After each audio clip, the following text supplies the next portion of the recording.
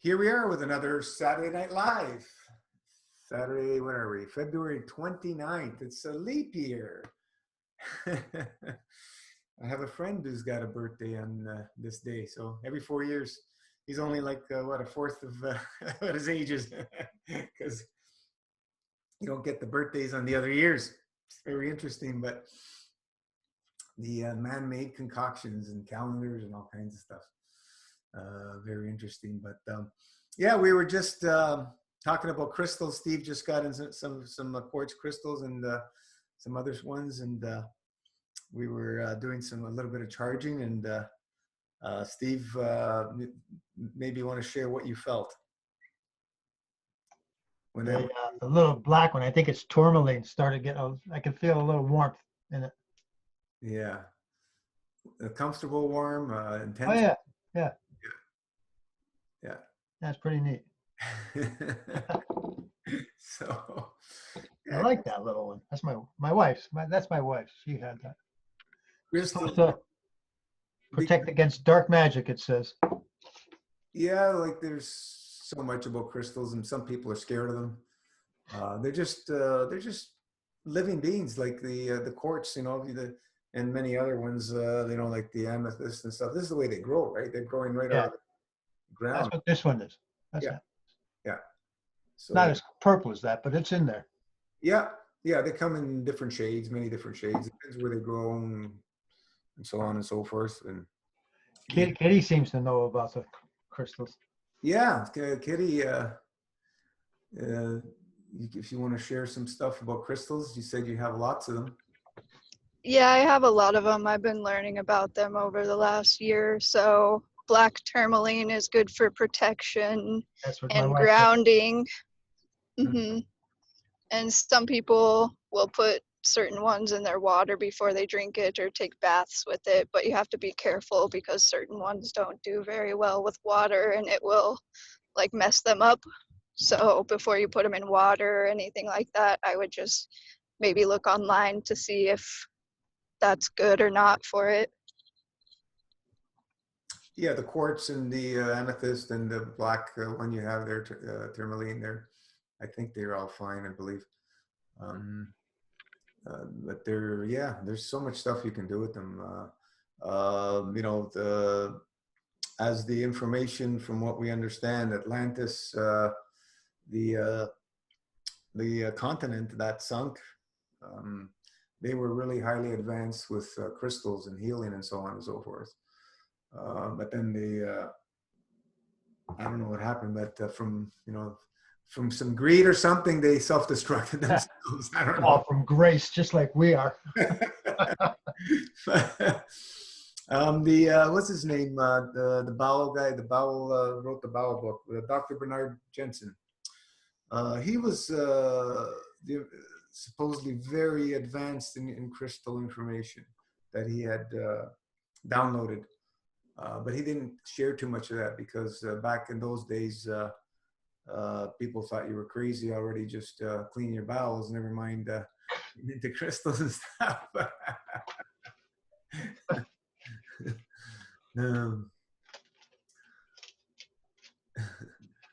Oh, Kitty's in her vehicle. Okay, Kitty. That's okay. Ross, how you doing?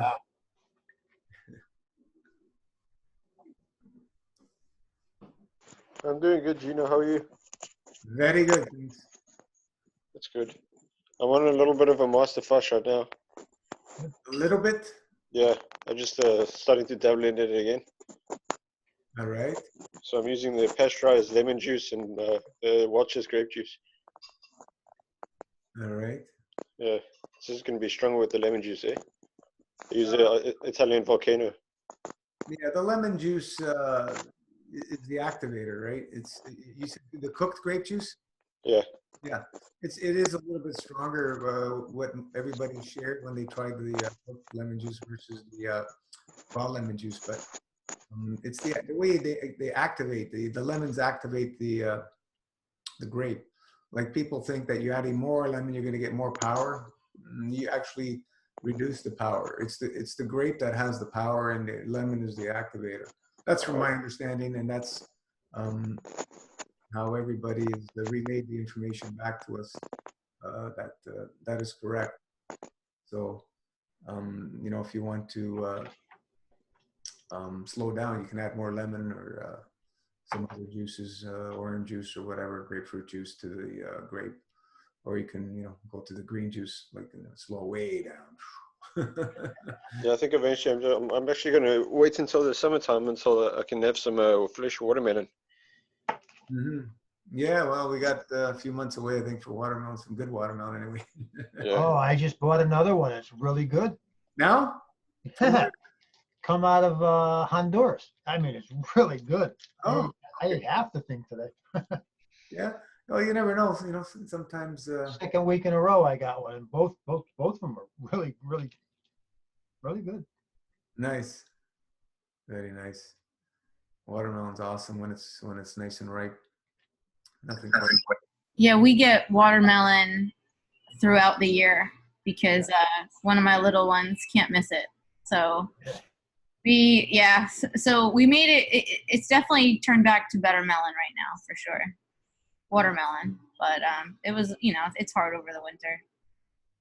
Yeah, nice to see you, Lisa. Hey, Florida does get some good melons though. I'm seeing,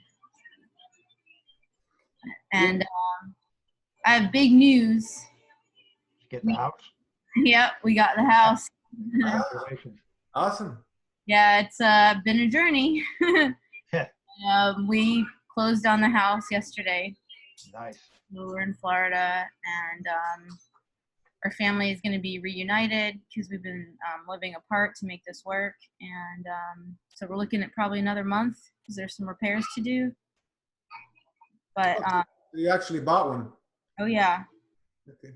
Need it. Actually, we're all tenants anyway, even though you bought. Oh, I know. Yeah, but in the right in the mortgage sense. No, right. but I mean, try not paying your taxes. See how much you own it. Exactly. If you look at the title, it says your tenant right on there. They put notice.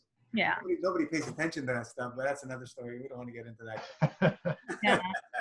There's no ownership. We're caretakers. Yeah. And it's a really great place. From the minute I saw it, I knew there was something special about it, and it has a fruit in its name, the street name, and it's got good numbers, synchronized numbers, and a butterfly went past me when I first visited it, and it just spoke to me, and it's been a while. We found it in December, but so it's worked out now, and it's exciting. Oh, there's all sorts of really neat wildlife too. There's friendly lizards, and there was an egret across the street today, a great white egret, so they're pretty big. What's that? Great white egret, they're gorgeous, majestic, sleek, long, yeah. Really, really neat. I've gotten quite into bird watching. So, the weather's just been incredible. It's been cold, and when I say cold, I mean 60 to 65. Ooh. I know. Oh yeah, minus 14 Celsius today. Wow, it's really a very fascinating experience having this happen for the first time. Having to go through a winter and be very comfortable, and even embrace the cold. Even so, the past few days it's been cold, and I've been taking long walks and just feeling the cold air, and it's a refreshing feeling versus being so chilled to the bone I couldn't appreciate it.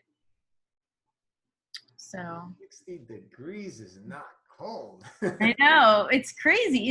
It's amazing what you get used to here.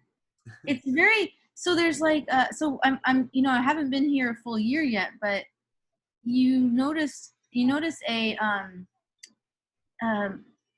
very smooth way about your living experience. A very you feel very in sync with the environment.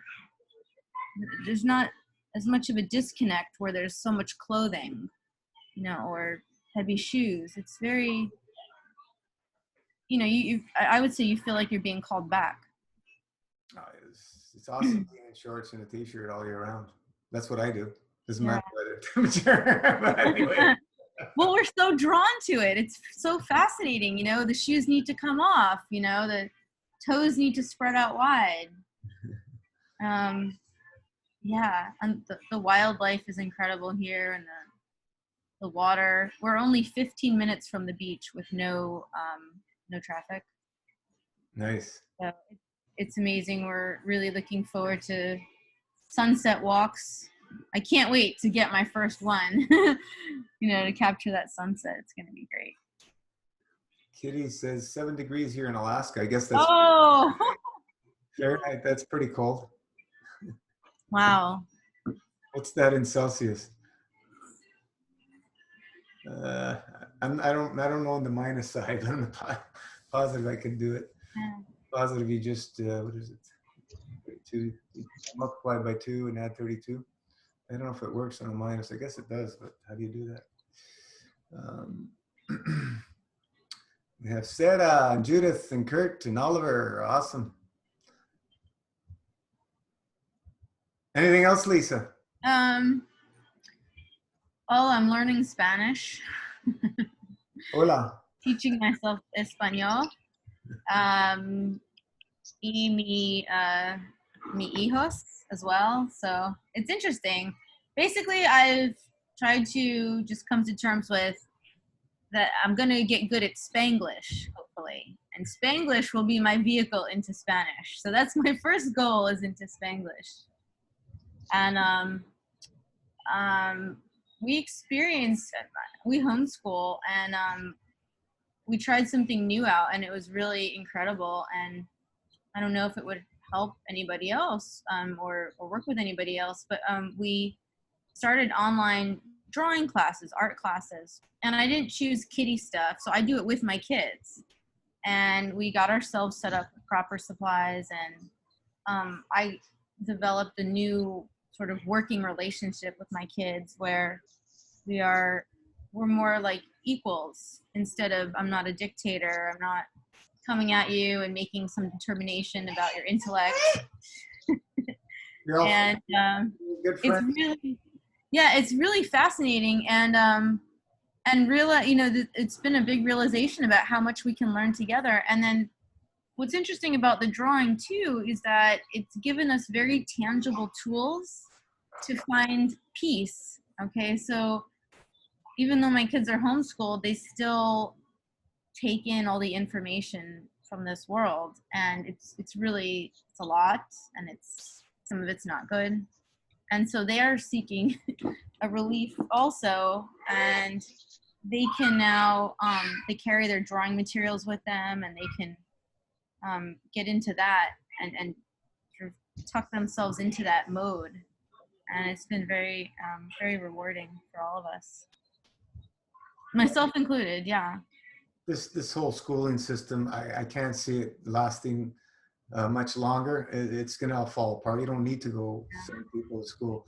Everybody everybody can get together and go on their own. It's a waste of money. There's so many options of these online classes, and some of them are free or cheap, and and the more that we live this lifestyle, the more I feel like it's criminal what's done to children, because it's just the whole curriculum and what you're told is important to know, and it's so baseless. You see when you give your kids what they need. So. It's programming. Yes, it's all programming. And what's funny too is that we live with a family member right now. That's how we made this work. And the family member puts on Jeopardy almost every night. Really, really loud. Makes you want to, scream. But when you just even hearing that show on, I felt like this is to tell people, oh no, you're supposed to be a fact checker. You're supposed to just know facts. You're supposed to just memorize. And it's sort of validating. That's mind control too. It's to validate that you spend all these years in the school system and seek nothing beyond. Don't ask questions. Yeah, it's not, you're not, when you watch Jeopardy, you're not getting, you know, critical analysis of world events or local events. It's, you know, it's just memorization. So anyways, interesting perspectives. Yeah. It's very interesting. A lot of homeschooled children that end up going to like university after, they all did extremely well, better than average, way better than average. Even children who travel the world with their parents. Yeah, world schooling. That's another way, you know, that you yeah, being in that's nature. a goal for sure. Victor Schauberger, he learned everything by just paying attention to things in nature. He was a forest ranger, and he's nicknamed the Water Wizard. He did some miraculous things that we were talking about him last couple weeks ago, I think. But Hans I brought tried up. eating the mango I saved and it tasted yuck. So I guess it's not really. Pardon?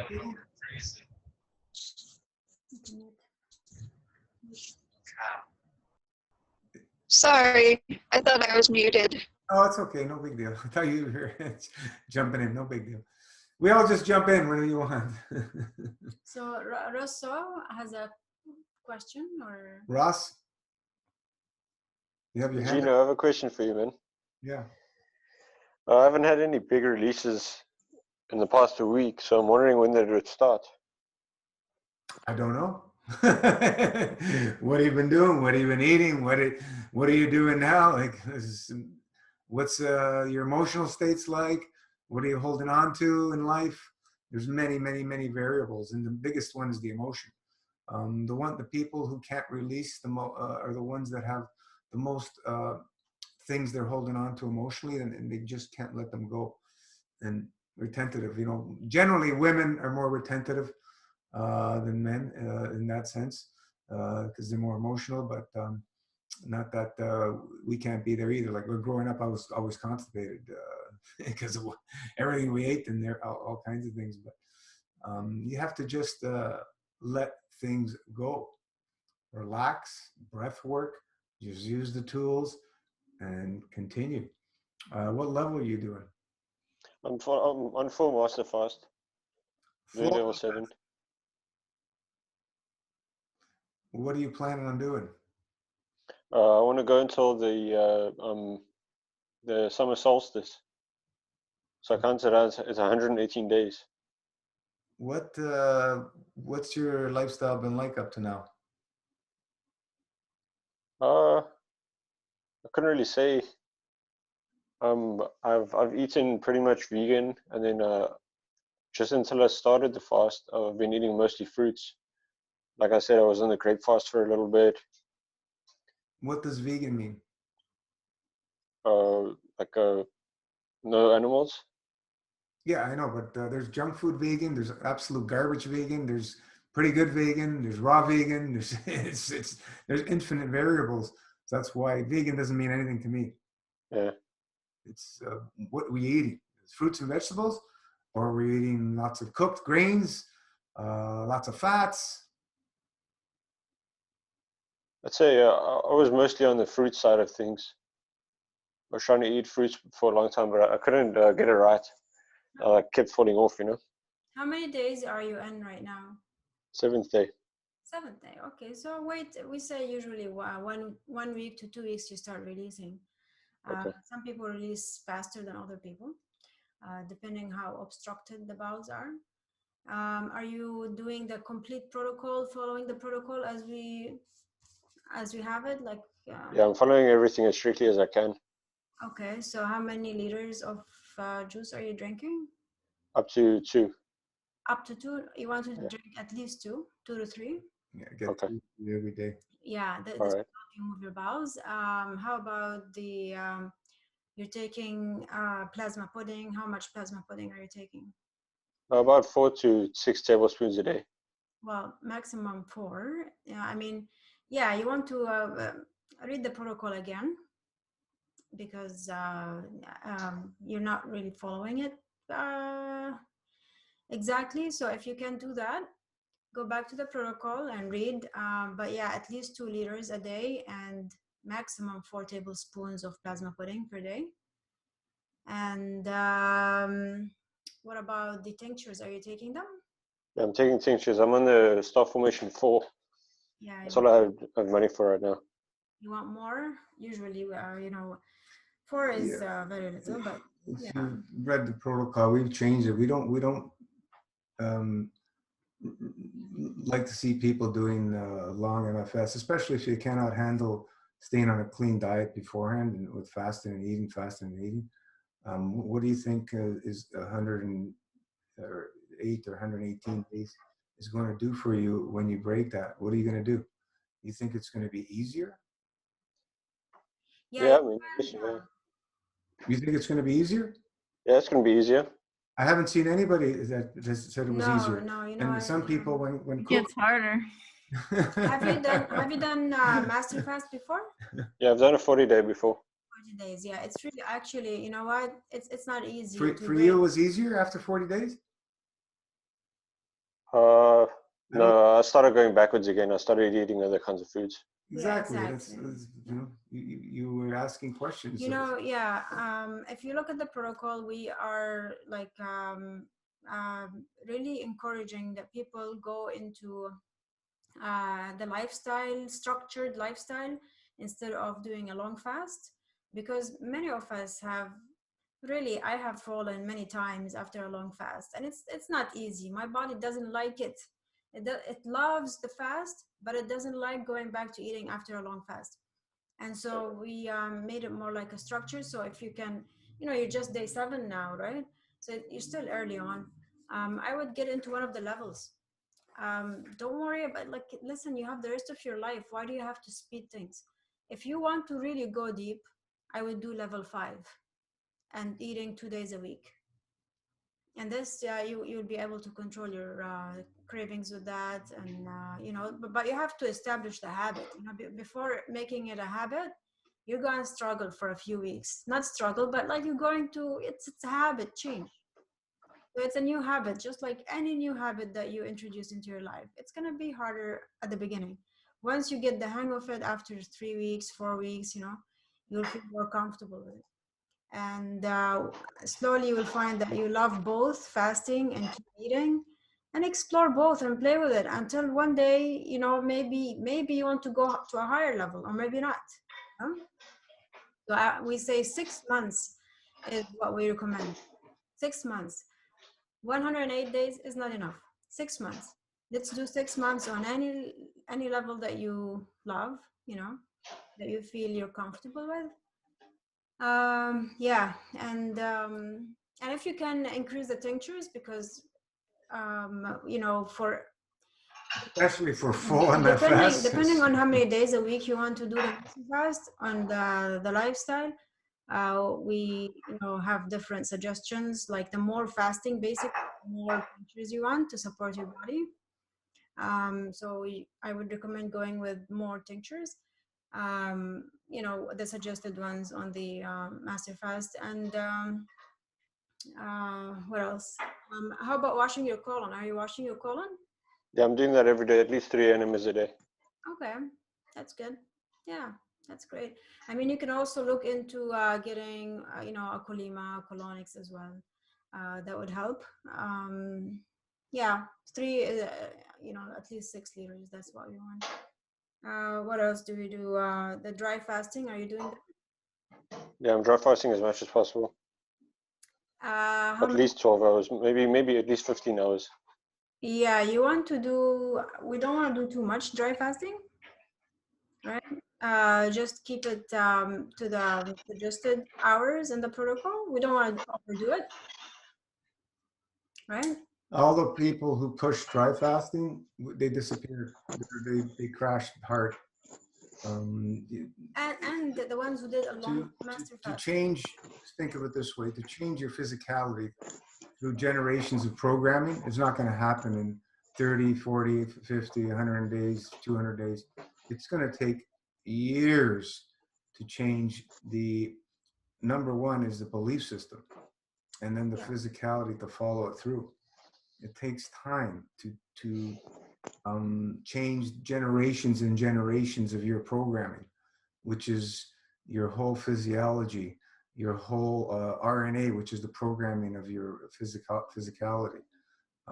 These things do not happen quickly. Yeah. This is why you see a lot of people that go vegan. They'll do it for a few years, maybe even 10 years, and then they go back. Like raw vegan, maybe more than because vegan.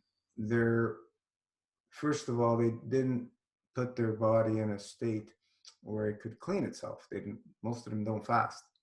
So if you don't fast, your body is not going to be able to repair at what we call the blueprint level.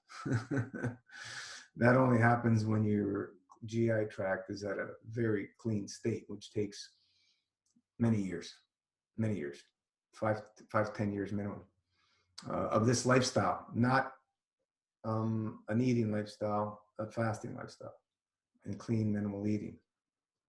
So, you need to allow that process to happen along with the belief system to back it up, because you do 180 days, yeah, you're going to have a massive physical transformation.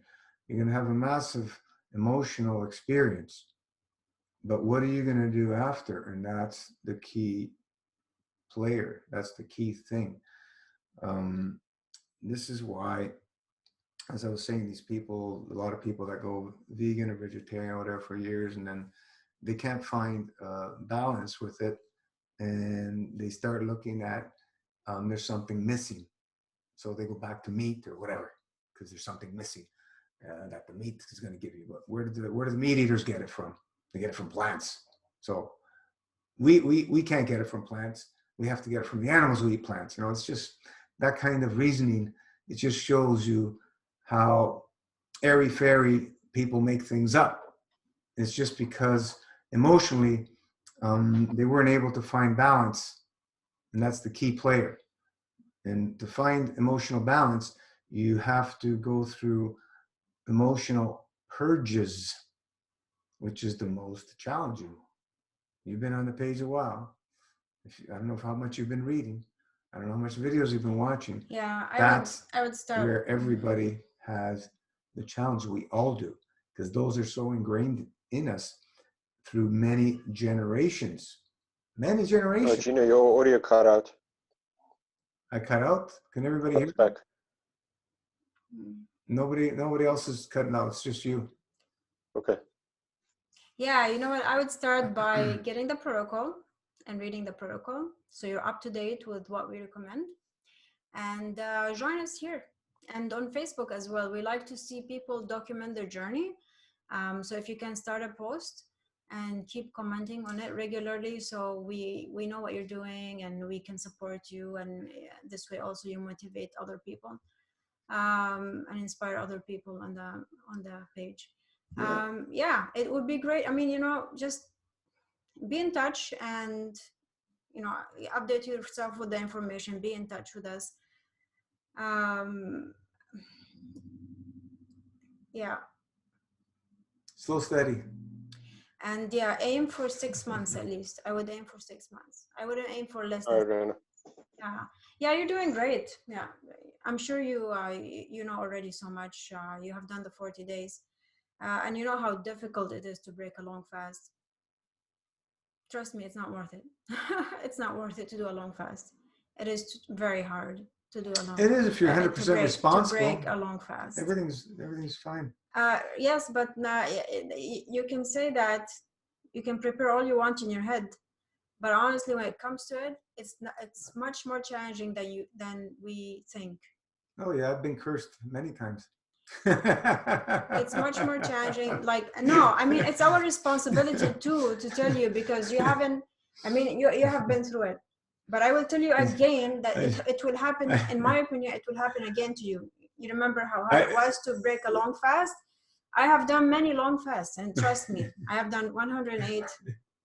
I don't know, 60, 40, 117 was my longest. Longest and last one, I think, or I don't know, I don't remember. But you know, like, you want to find your lifestyle. I would only go into a long fast if I'm going liquidarian. If I am, you know, in a state where I make peace that I don't want to eat. But usually, you know what, let me tell you, when I started a long fast with the mentality that I want to do a liquidarian lifestyle, I started from a place of like negative thoughts towards food. Okay, I hated food. I ate so much that I hated it so much, and I wanted to let it go. And I wanted to do a liquidarian. And of course, after a few weeks doing master fast, slowly your cravings will go, and it's easy. You can do it. Anybody can do a liquidarian lifestyle, but like, I mean, in terms of ease, yes, it's easy to be on it. So if you want to do that, go ahead. But you'll have to come, what I say, you know, come from a place of love. If you want to do a liquidarian lifestyle, come from a place of love. It's much cleaner. It's a much better. If you do with ego, you're gonna crash, guaranteed, 100%. Yeah, come from a place of love, not lack. Not to be the first one to do it or whatever. Who gives a crap? We all have good lives, thank God. You know, like, this is not about like competition. We're not here to compete with each other. I'm not talking about you. I'm talking about every human being. It's not just. Or even with yourself, you know, saying to yourself that you have to prove this. And I'm guilty of that. And it's part of my learning experience and path that I've learned, you could call it the hard way. But it's so true. And I would seek to do it slowly if I were doing it again, starting over.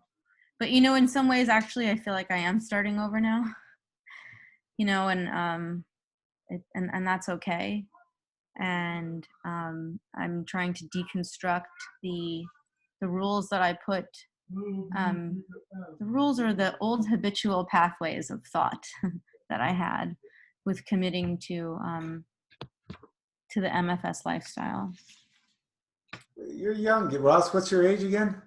Oh, I'm 44 now. I was asking Ross. You're young, okay. young too. But Ross? What was your age? I'm 21. 21. Oh, yeah. You're just a little baby. It's awesome that you're starting, you know, Nice young to age. see a 21-year-old, yeah. And I don't have a lifetime of shit to clear up. That's great. exactly. Yeah. You don't have much like we had to when we started, right? So, you know, if you can embrace this as a lifestyle now, you're way ahead of the game. Look what's happening out there, and it's definitely my plan to embrace that as a lifestyle, to be honest, because I'm kind of sick of being on the carb foods like potatoes and such, you know, like breads and things. Yeah, you want to really clean up. When, you know, your body will tell you, if you do something like 5 days a week, like Steve, when was it, yesterday you mentioned that you ate a potato on, I think, I don't know what sweet day. potato. Sweet potato. Sweet potato, I mean. And after the fruit, so you ate fruit meal, you were doing 5 days massive fast, and then oh, I was in pain. I was in physical pain from it. you feel it. You know, I mean, it will, your body will tell you so much. You don't even, the protocol is there. It's great as a reference, but the body will tell you. Your body will tell you that, okay, this is too much. No, next time I'm going to eat something different. And you will find, of course, that the fruits are the easiest. Vegetables come after. I find fats very obstructive. And of course, grains. I don't mind eating quinoa sometimes and wild rice, which are seeds, soaked, you know, and they're heavy. And I Yeah, I want to ask if anybody else has experienced this, but with a coconut or heavy fat, the feeling of wanting to throw it up, like just, like you can't even eat it, you can't even put it in your mouth. Yeah. And that's where I've gotten to now. I've tasted something of the kids. It was a little while back already, and this horrible sensation occurred in my mouth from it. It was maybe a coconut wrap, so the dried out coconut meat. Has anybody ever tried drinking oil, any kind of oil? Oh yeah, I did for that liver cleanse. You know that gaggy type feeling? Oh, awful. So what's the body telling you? No. You Saying, know this. I remember watching a guy drink a whole big glass of bacon fat. oh. He was going, "Ooh, ooh, ooh, ooh." I'm going, and this guy's dry fast. I'm going, what the hell? Like, what are you trying to do to yourself? It's just like Wow. your body's telling you, don't do this. Yeah. Regurgitate. One of my children also expressed a similar thing about the coconut to me. And I thought that was fascinating too. Yeah. So fats they're very strange because the once they get into the mouth, it's a very addictive flavor. But if you kind of overdo it, your body's going to tell you, whoa, But Yeah, anytime you put fats, oils into the body, it's I think it's one of the hardest things for the physical body to process out of everything, the fats. Yeah, and when you combine, because we do we do fruits and vegetables, right? Which is mainly carbs, and you put the fat with that, not a good combo. I believe fat and carbs are not a good combo. You don't have to eat any fats. Your body will create fats out of thin air. If you look at the GANS kits that all the different types, it produces the amino acids. It's oily substance right on the top of the water, the surface of the water. Those are amino acids. Amino acids are the building blocks to all life forms on this planet, and your body can make that. I mean, yeah, fruits through and air vegetables have everything as well. And salt. Your blood is the salt. Is the salt water. It's like the ocean. Yeah. I'm sorry. Yeah, we have all the ingredients to create anything. This is, the fallacy of lack. That's the number one fallacy that people fall into. Yeah. And that's the one that destroys everybody, because they're lacking and they're continuing to add instead of subtracting. The body is self-sustained. We know that much from, when we do dry fasting, how amazing we feel. When we're on the master fast liquid part as well, how great we feel. And then there are people who are doing breatharianism. So we know the body is self-sustained. But when we eat, we do our best to go with the least obstructive foods. And definitely fats, in my opinion, are very, very, very obstructive. So I would completely stay away from them.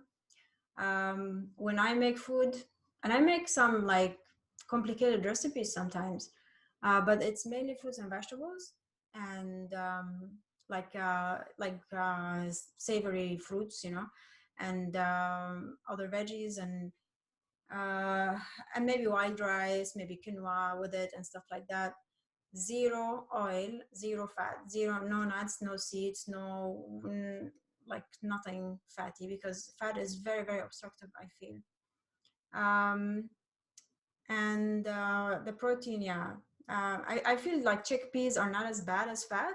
I would say oil is more obstructive. Yeah, the protein are below fat. They're hard on the body, but fats are harder, I feel, than the proteins. I'm talking about vegetable proteins. They still come out through you, like the protein, I feel, still moves better than the fat. The fat is it just sticks to the body, I feel. I have to prepare food for the relative that we live with, and or I should say I'm happy to, because she's helped us out. And it's really kind of crazy to cook this way, and and I know what it's doing to her, right? And so I had to fry something, and also think about how this was me too, right? Or us. And I was pouring the oil in the pan and then putting these things in to fry for her, and it was, it's sort of surreal. Like, you're just, is this really happening? It's like a weird movie even, because it's so foreign to us, and included in that. Oh yeah. And her body suffers so much. And that's been interesting to witness too. A senior who is so inflamed and obstructed and is having so much degeneration.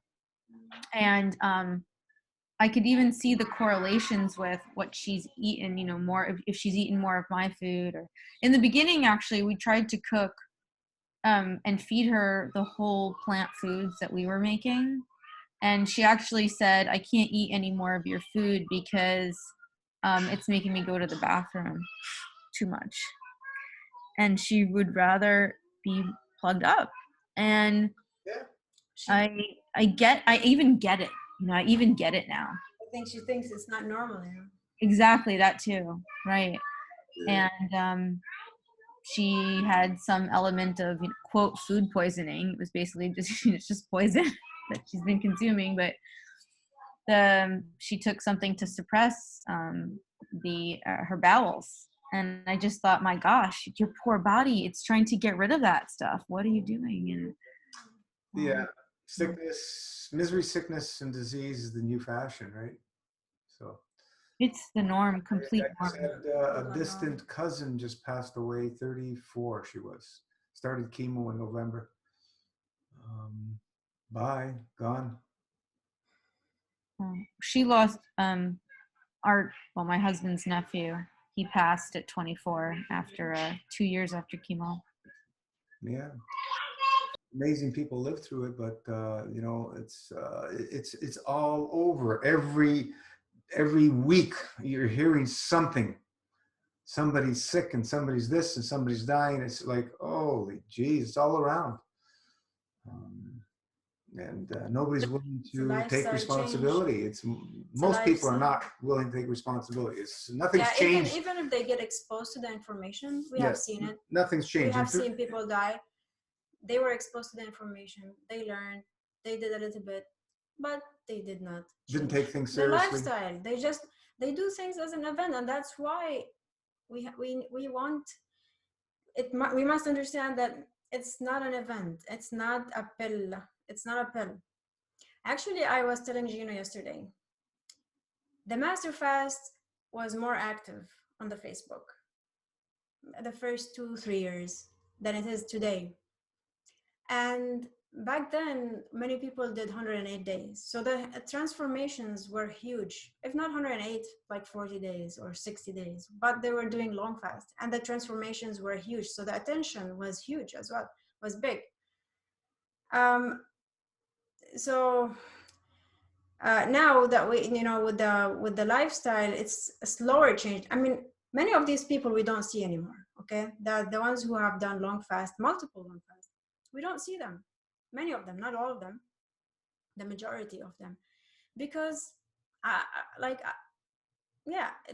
they saw it as an event to transform fast, and it is definitely. It's like Gino from the beginning, he said it's a 9-year transformation, give it 9 years. At least minimum. That's when it starts. Yeah, so we have nobody understood that. But again, you have to help people understand it. And how do you help them? Don't do 108. Do a lifestyle from day one and just get stronger with that. And if you want to go deeper, go deeper. Maybe after 6 months, go deeper for a long master fast if you want, because you already know how to eat properly. You can listen to your body better. And you have tried fasting as well, master fast. You have done the protocol properly and everything. So, but I honestly, we have to be honest with ourselves. I don't care. We will do our best to get the message out properly. And the proper way to do it is to emphasize that it's a lifestyle. And if we have to put a structure to it, we will. And I am doing the structured lifestyle too. So this is not only for people, this is for me too, you know, like I did fall on my face many times after a long master fast. It's wrong. I shouldn't torture my body like that.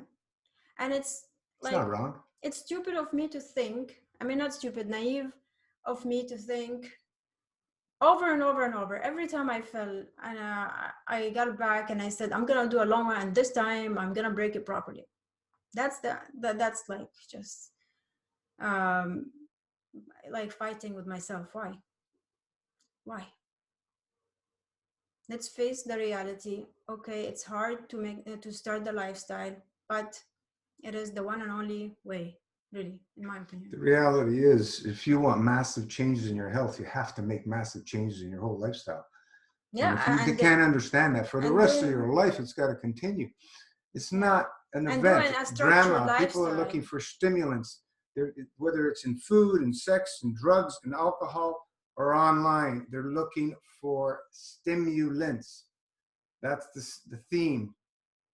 And when they don't get their fix of stimulants, they're going to go somewhere else for stimulants. And they're going to go somewhere else when they don't get it. And it continues. And that's what I've seen for 3+ decades. Please, do you want a massive transformation? Yeah, do 108 days, but be 100% responsible for what's going to come. Because you will not understand it until you experience it. You cannot understand. I don't care how many. But everybody who has done a long master fast, they said it's very challenging to break it. So that's it. Yeah. No more recommending it. We can't recommend it. Yeah, but I'm still for 108 days. I'm for the rest of your life. If you can be in an emotional state where you're responsible. And that's it. It's so simple. You either are or you're not. There's no in between. If you want to take it slow and easy, that's what most people need to do. Yes. But there's going to be those few of the few that will be able to just. Okay, but I prefer not to focus on the few of the few. I prefer to focus on the majority of humanity. And I'm focusing on humanity, and people will choose their own paths. Of course they will, yeah. Yeah. So listen, I mean, if somebody wants to there's nobody that went through 108 days. If somebody wants to really go deep, okay, I challenge them right now to start their master fast journey, you know, for the first time with 6 days a week of master fast and 1 day eating.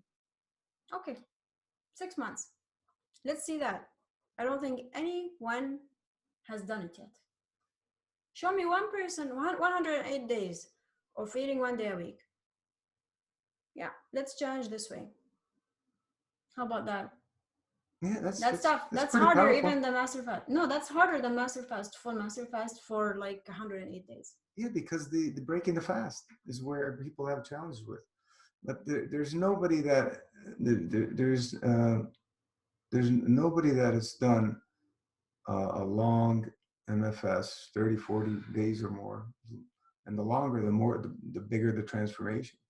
That's, you know, not had you can transform with 6 days a week. Trust me, you can. Of course you can. The stuff that comes out of me until today with 5 to 6 days a week of eating of master fast are still like you know, they amaze me. As if I'm because if you understand, you're keeping the body in the elimination mode. So yeah, exactly. So what? It takes 24. It takes about 24 hours to kick the body in. So don't you think that's enough transformation? It depends on who. If it takes 24 hours for the body to get into elimination mode when you're in mostly in a lifestyle of less is more. Yeah, because I watch the food. I watch the food. Let me finish. When you're in an eating state, if you're eating 7 days a week, it's going to take at least 48 hours minimum to get into an elimination mode. Minimum. And if you're really plugged up, it may take 72 hours. So when you're doing 6 days a week full on MFS and you're eating 1 day a week, your body is not going to stay out of that elimination mode very long. It's that 24-hour period. Once you break it, you got 24 hours. So it's 48 hours of releasing. That you won't be in an elimination mode approximately if you're doing 6 days a week. Yeah, it takes me 2 days to release my waste. So you're continuously on the art of subtraction side. You're not continuously obstructed. So the balance will start to shift. It'll be different for different people, because some people can purge easier than others. But Everybody if you're doing once you get to 4 or 5 days for some people, you'll be on the obstructing side of things, eating 4 or 5 days a week. Depends what you eat as well. 6 days a week, and even if you eat fruit, you'll be on an obstructing, even fruit, you'll be on an obstructing lifestyle. So that's generally, when you look at it that way, you can see things differently, and you focus on wanting to live in a de-obstructing state, in the subtraction state. So that's really where you have to find your balance, to be always in that subtracting state. You don't want to be always on an addition state, because what happens with addition? All kinds of things, right? Come out of obstructions, and also diseases, and so on and so forth, and emotions, and so on and so forth. I mean, the light feeling of doing a long master fast is a very nice feeling that most of us love to keep, right? And so to keep that state, I would say, you want to minimize your eating days, especially those who have done long master fast, right? And they love how they feel energetic and light, and all the good stuff in life. And if you want to keep that feeling, I would minimize the eating days for sure. Yeah, you cannot compare living on fields versus living on a matter. You just can't. I don't care what you eat. It's not going to happen. So the key is to find a balance with both, and that's going to be the best for most people. Everybody wants to be a breatharian now, so they're going to all these events, and they're going to be breatharians in 8 days and 10 days or 21 days, right? I haven't seen it happen. So because of what we just talked about earlier, the genetics, the memory, the encoding, et cetera, et cetera. As more people continue to go towards that, it will get easier, a little bit easier for everybody in general, because the information is out there now. And the fields of that information is out there, and we have access to it. But we still have to deal with the physicality and the emotions. And that's the biggest player is the emotions. And once you come to that realizations, and you have to continuously work on this as a lifestyle journey, it is what it is. Okay, it's no big deal. Some people have some pretty intense healing reactions. All part of the journey. Understand it, embrace it, use the tools to pull you through. And we say that over and over. What some people have gone through, and they're cursing me, and so why? This is part of the journey. What don't you understand?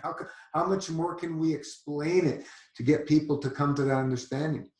You have to go through the experience. It doesn't matter what we say. It doesn't matter if I was the best gift of the gab. It's not going to help people. You have to go through the freaking experience. So over and over, to start to gain what's it all about, and start to feel the transformation, and start to understand it. Because when you're in that elimination mode side of things, and you start seeing the transformation and feeling the transformation, it's a whole different ballgame. And you start feeling what it's like to feel on the live on the fields. It's just like, wow, okay, this is too good. It can't be real. Let's go eat. No, it's not like that. We don't. You see, that's when you balance your fasting and clean eating, you're not gonna do that. This addiction kind of thing. Oh, I'm gonna eat because I am. But this is what we see. This is what we see after a long master fast. Yes, yeah, but not when you balance your fasting and clean eating and clean minimal eating.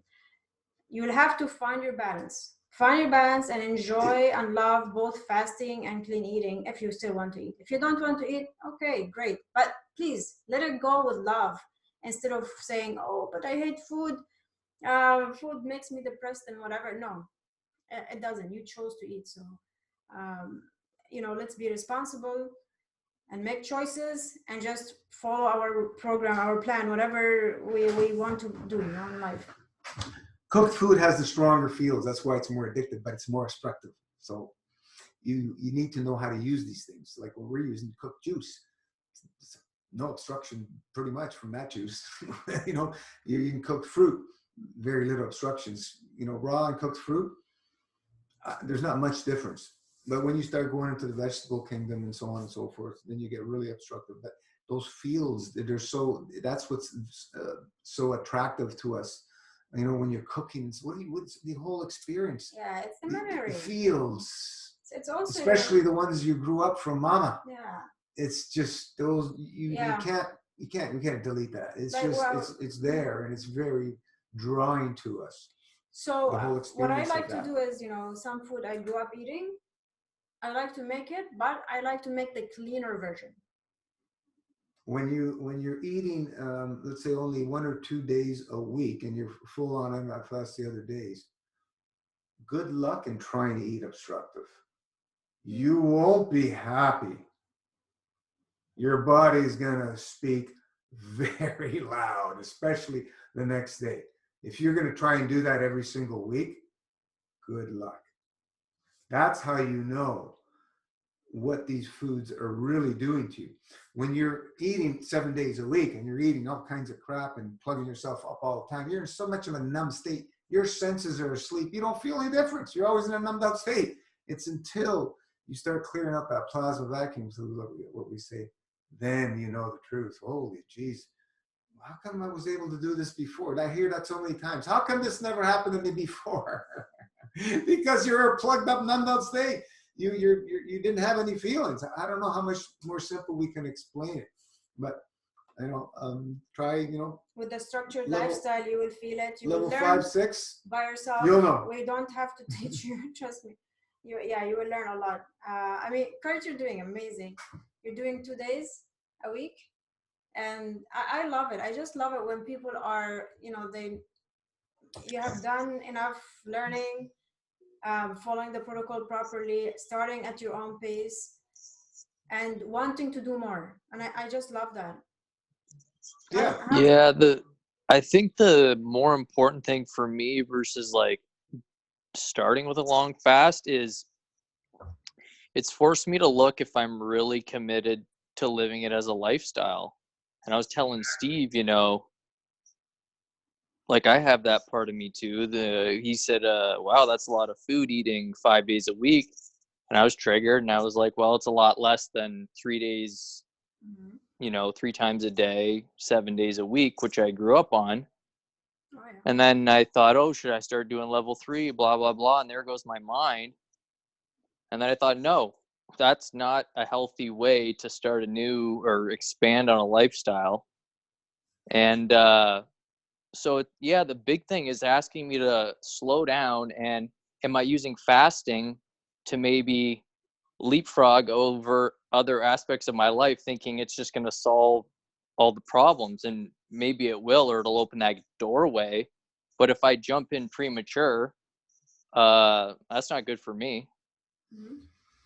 And it's good to get patient and look at using all the tools and doing certain things aside from it, my breath work and emotional stuff before I go deeper. So yeah, it's wonderful to watch people do 108 days, but it's even more amazing to watch somebody that will be able to do 6 months to a year on at level 2, 3, 4, 5, whatever. Absolutely.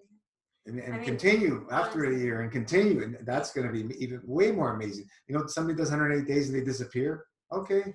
I'm impressed. Fine. I love it. They went through, they tasted the experience and they're done with it. They're doing whatever they're doing. But when you're committed as a lifestyle, that's really. Even for a month, 2 months, that's because it's not easy. You're fasting, eating. It can be challenging at the beginning, you know? I'm very happy to see that. I love when I see people. There's going to be some people who will just not be able to do that fasting and eating week by week. some people will be able to do maybe like a month here and there of, just full on MFS and take a month or two break, and then full on MFS for 30 days and take a month or 2 or 3 break. There's some people that like that better, but they're maintaining clean, minimal eating. Hopefully, right? hopefully, Yeah. when they're eating Well, every day. no, well, we got the schedule, the dry fasting schedule, and Yeah. so on and so forth. Still, it's like 6 days. It brings on But cravings. everybody's going to be a bit different. But Yeah. you need to get a cycle where you're going to be able to live and love. The weekly one is great training ground because you're doing it every single week. Kurt, do you find it challenging now, or was it challenging at the beginning? Is it challenging now?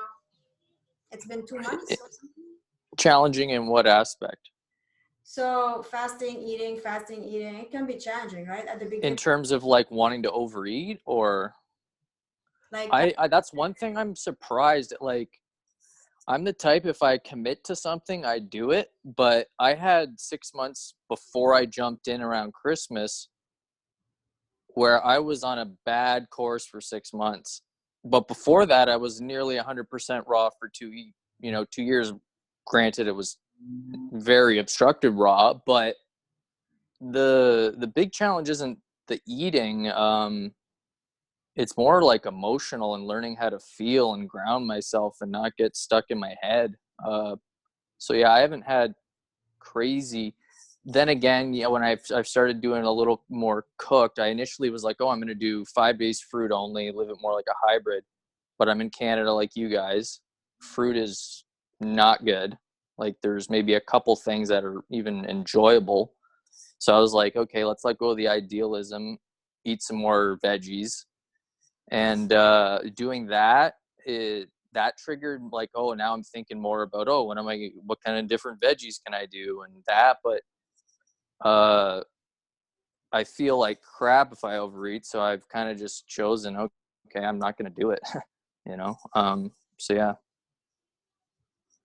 Yeah, good. So you're changing by yourself according to how you feel, of course. Right? Yeah. So I think I did 3 days cooked one week, and I was feeling so backed up after the 3rd day. I was like, okay, I'm just kind of trial and erroring it. So 2 days is kind of my thing, and being specific, okay, I'll do squash one day and whatever, and just figuring out what works. And as time goes on, I'm sure it'll want to get lighter, but I'm just trying to be real with where I'm at, right?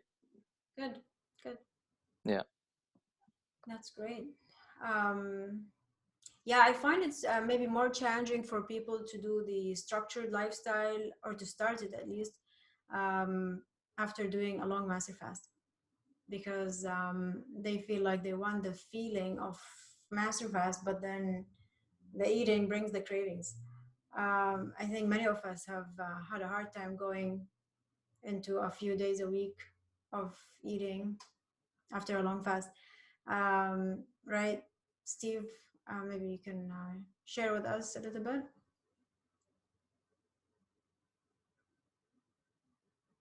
Hold on, you're muted. No, it's still muted. Yeah, there you go. Better? Yeah. Stupid computer. Guys, it's taken me since the beginning of the year.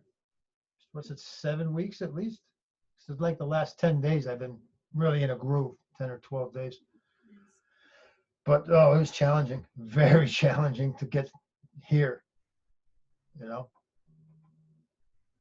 Keep plugging away. Yeah. I mean, I did 200 days of full MFS over 200 days last year. But a lot of fat. I loved it, man. But that, I don't know. Yeah, but you're committed. You're here every week with Steve. You're committed. Yeah, that's a commitment. That alone is. But I was with that sweet potato screwed me up so bad. That's mucus free food. It's very low mucus, yeah.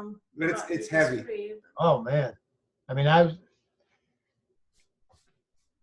my body now tells me when I eat the wrong or overeat, I get in physical pain. I get pain right across my lower back. Yep, kidneys. And until the digestive process is over and everything's on its way out. the squashes would be easier on you. If you Yeah, I had some earlier, and it was because it's a fruit. steamed a little bit, and it's fine. I'm fine. Yeah, the potatoes. And I made it back in so easy again. Transition from Sunday right into Monday, like it was effortless again. And then Thursday, Friday, I did dry. You know, not a little sipping here and there, but. Nice. And the kidneys, believe it or not, the kidneys started up about 20 hours into the dry.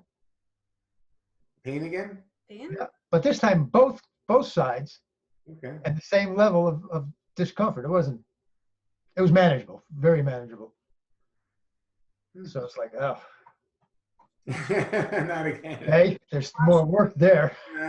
I have that for years. Yeah. So,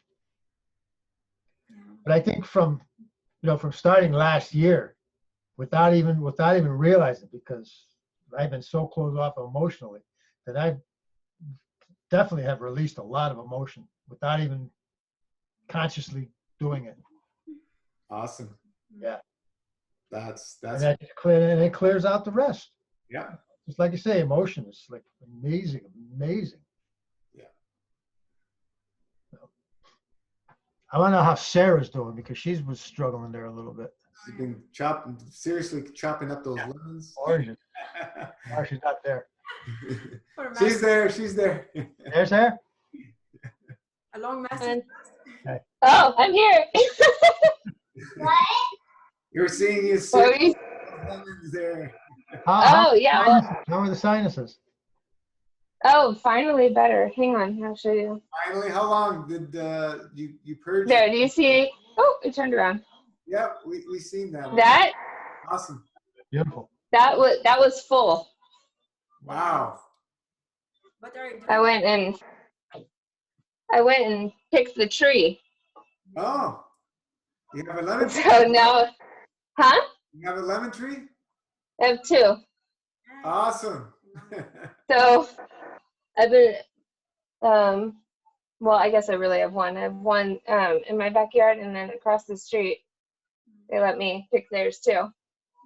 So now I'm just busy squeezing them all. Are you freezing? But my sinuses, gosh, it's probably like 3 weeks. It took, I still am like coughing stuff up, like, I don't know, once or twice a day, but it's mostly gone now. But yeah, it was like a good 3 weeks or so. Don't be surprised. Gnarly. Don't be surprised if it goes on for years. Don't be surprised. Oh yeah, totally. Yeah. Like, you guys, in a few months, years, we can't comprehend it. You just can't.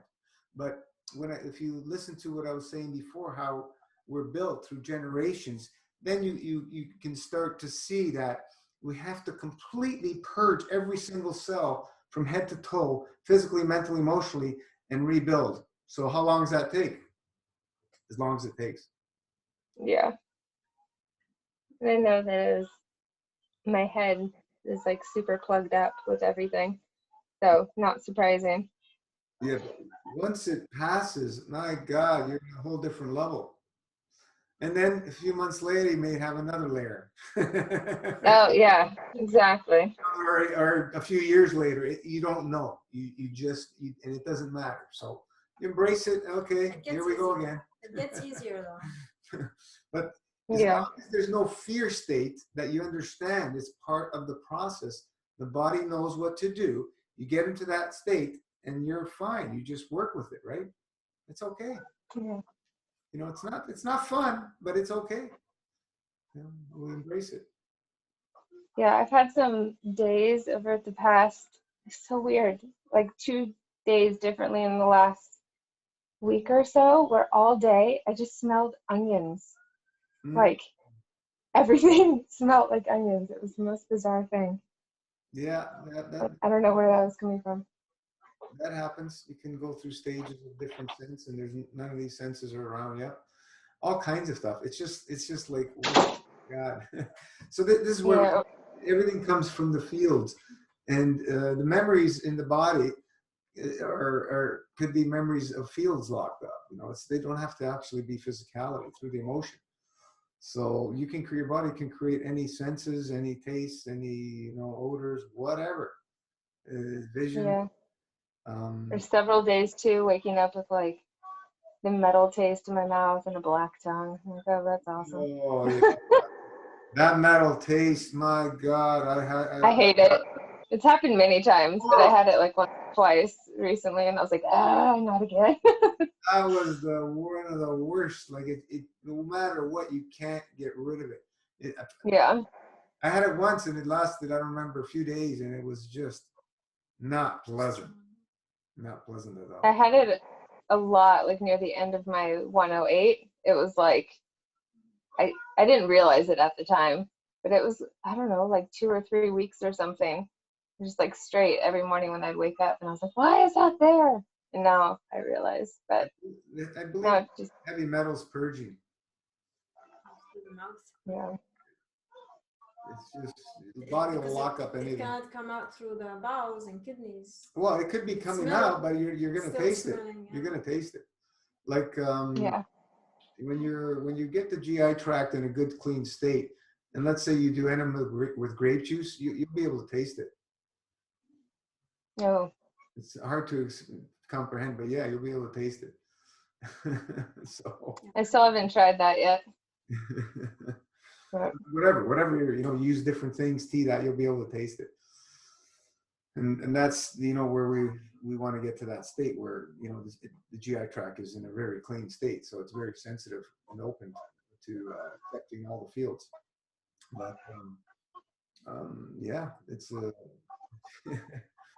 it's awesome. How's the hair? My hair? Yeah. It's growing. It's growing. I've even like had to cut it a few times. It's funny, I feel like when I'm fasting, it slows down. Like all the hair growth on my body slows down, because then I like don't need to like shave my legs or my armpits. And then if I start eating again, it like speeds up. I have the opposite. It's weird. Yeah. Well, I found, I think for women, I believe what happens, the hormones get balanced, right? At some point, especially when we do this for a long time. And so we're not meant to have so much hair in our bodies and in different areas. When we have hormonal imbalance, we have hair, like I used to sometimes to have hair in my, like here, a few hairs here or on my chest, and that's hormonal imbalance, but I don't get them when on the clean lifestyle. However, but the hair grows, right? Yeah. Like the baby hairs you showed us when you're fasting. Oh yeah. Yeah. So I believe coming back. The right places. That's what I feel. Like the hormones get balanced. Yeah, I mean there's some that are still kind of starting now, where they're only like an inch or two, but the longer stuff is already like, I don't know, 4 inches maybe. Nice. So it's getting there. I'll come back. It's just hair. What level are you doing? Like 5'6". Really? Nice. Yeah, I can eat for a day, and I'm still struggling with that second day. Awesome. Then I'm trying. Yeah. What do you find this lifestyle easier or harder than eating every day? I don't know. I think it depends on what state my mind is in. When I'm not like in letting the monkey mind take over. Well, you have to prepare for your kids every day, right? Exactly. Like breakfast, lunch, and dinner, So I'm around it all the time. And I feel like it's way easier during the week because I'm going to work and it's, I have my scheduled routine every day, and like I'm drinking my juice at work and I'm busy and whatnot. And then it's when I come and cook dinner when I'm like, or like right now on the weekends when I'm at home, that's when it's like harder because I'm here and I don't have work stuff keeping me busy. So being at home is totally my trigger. Yeah, people who have busy, they have a easier time. If you're at home doing nothing, you got nothing to do, those are the people that have the most challenges. We see it all the time. So you need to be busy. You need to have something to do. And if you don't, go do some volunteer work or something on a continual, regular basis. Or, Yeah. That's the key. Keeping yourself busy. Yeah. And it's not even like I'm not busy at home, because there's always, I'm cooking or doing dishes or, whatever. Like there's stuff but I don't know, the emotions attached to that. Such a hard head trip. That's what gets me. What? It's so hard when you're preparing food for your loved ones. Oh, totally. You know how it makes you feel, and you question why you're making it. And then it smells good and it feels like, oh, we're going to do this thing. We're going to perform the cultural ritual of sitting down and having this meal together. And it's really tough, because going down this lifestyle road, I find that I want to be somewhere completely different. And I want that more and more. That's just grown and grown, and it's been hard to find any balance with that yet. I'm a work in progress for sure. And being homeschoolers too, I'm responsible for all the meals, let's say, and that is triggering. Yeah, so I'm working. It's been really hard. I guess that's what I'm trying to say. When I totally related to what you said earlier when you were cooking like the obstructive food for other people. Like you almost feel like guilty about it, and like, yeah, wishing you could. I mean, I do it out of love, but at the same time, like I feel guilty that I'm doing it. Yeah, don't feel guilty. What are you gonna do? You said they're eating. They're eating pretty good overall, right? Like better. Yeah. I mean, it's way better than what it was, like a year ago. Absolutely, but it's still obstructive. Like they eat a lot of meat. I mean, they eat a ton of fruits and vegetables, but then there's like meat added in there. So, I wish there was less of that, but I thought still make it. Your kids are eating vegan with you? No, just gluten-free and dairy-free. Okay. Not vegan. The so Dad doesn't agree with the no meat part. Right. I could convince him to do the gluten-free and dairy-free, but not the so the you meat. that for them, right? What? So you're making meats for them.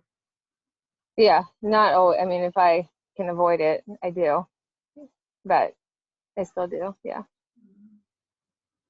Yeah, that's hard. Yeah. So other than that, I'm doing okay. I'm plugging along. I definitely have my ups and downs of, my mind just going crazy and taking over. Gotten much better at calming it. I mean, comparatively to where it was, but it's still a long way to go. So I have the same as well with that. In fact, I woke up at 3 a.m. and I couldn't sleep because I had so much going through my head. And I've been doing a hybrid of MFS. I don't even know if there's still a hybrid, but I'm from the old days. Yeah, it's still there. So, but it's been very hard, and there's some lifestyle issues that I've had to deal with, single parenting for 6 months now. But I'm trying to incorporate the meditation back in. But I have found that as time has gone on with MFS and fasting, my mind has gone farther and farther out of control. And I actually wonder if other people have dealt with this. I would say I was always an overthinker, but it's become magnified almost exponentially as time has gone on.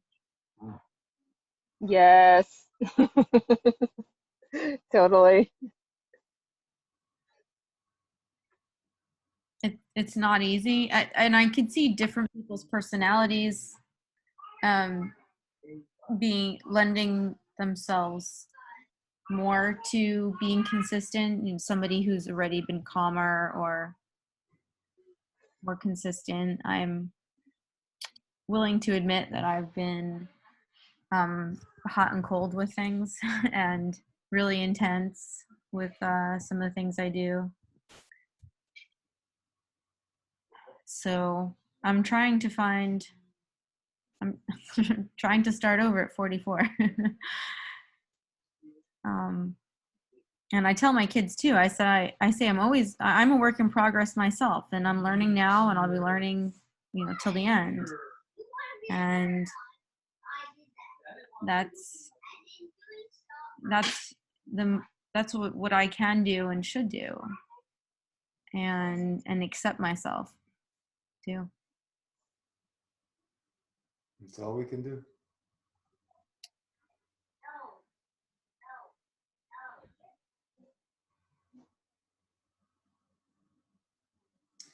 So Alaska was -13. We were colder by 1 degree.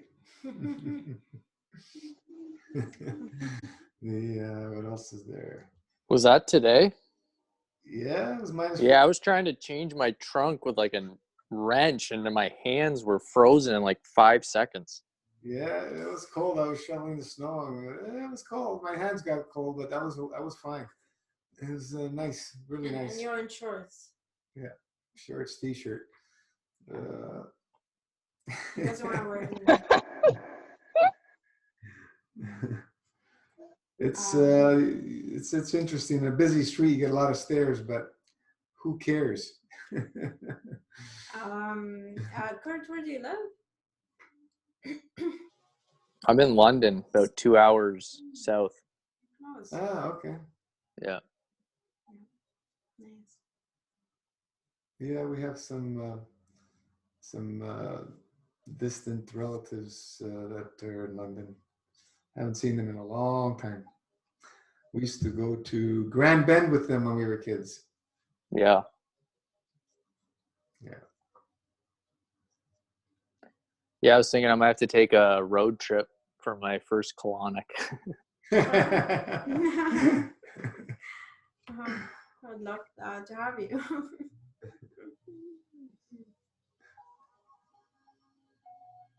-4 degrees for a while, 20 degrees is t-shirt weather.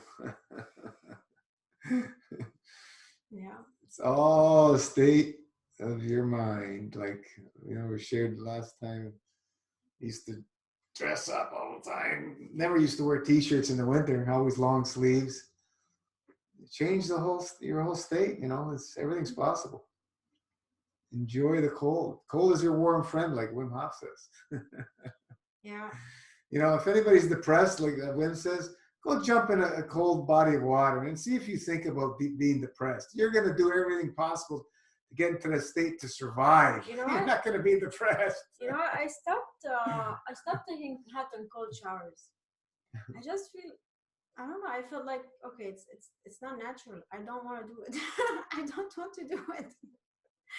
But what I've been doing is, it's been cold last week, right? All week this week. And I've been walking for about 1 hour a day this week. 1 hour. So half an hour to the subway, and then to go to work, and then half an hour when I come back. So that it's cold. It's cold, but I feel like, I don't have to I feel it's part of nature. Like, this is nature. This is the weather. I can't control the weather, but I can control the hot and cold water. So I'm not going to change that. I'm not changing that. The weather I can't control, so I'm going to just embrace and enjoy. And I actually enjoy it. I always listen to something, and I'm learning something new. Our friend Gio posted a video. He was doing snow angels in his bathing suit in the snow, and he was shoveling the snow. Yeah, he's to Wim Hof. He's a Wim Hof instructor. Yeah. Yeah. That's fun. Ever since I went through that freaking Hep C treatment, the interferon. Right. hands are frozen in the winter. Still? 40, yeah, 10 years, 11 years now. Still. Try doing the ice and the hot as you can, alternating. Just a few minutes, change, few minutes, change. And see, you should be able to bring, heat into the hands and the feet if you have problems with feet. I've always had cold hands and feet. So that's the first thing. You can't train yourself. Like I was surprised I stayed out that long, shoveling snow with no gloves or nothing. No gloves. Because it was cold. -14 is pretty good. No gloves is. You're holding on to the shovel. That's cold. Yeah. Yeah, it's interesting what we can do. I miss those days in Italy and swimming in the sea in the winter, man. That was awesome. Yeah, I love the lake. I love the sea. If it's freezing cold, I don't mind. But I feel like cold and hot shower, I don't want to do it anymore. I'm done. That I'm done with. But nature, yeah, sure. Let's go jump in the lake, freezing cold. I don't mind. Well, not really, but in the summer, it's still freezing cold. But yeah, Steve, I believe it will. Even if you don't do anything, you stay on the lifestyle, they will warm up eventually. Yeah, you'll get improvement. Oh yeah.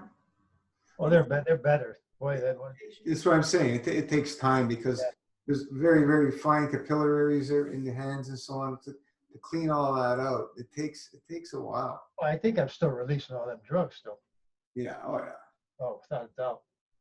Yeah. It's just like try and comprehend it. Forget it. Just work with it. It takes its time. And the body knows what to do. It's the thyroid metabolism, so maybe the thyroid has to balance out. Well, it's got to clear out. It takes time. It's obstructions. It takes time. Yeah, it's awesome. So,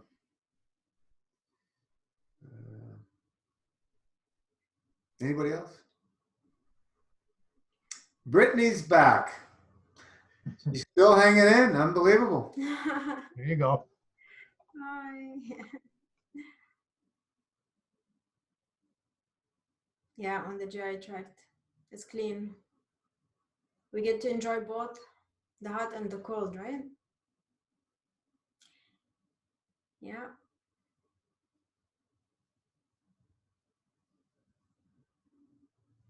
Yeah, it makes a big difference when on this lifestyle, cleaning out the GI tract. Everybody, pretty much most people who have done long fasts,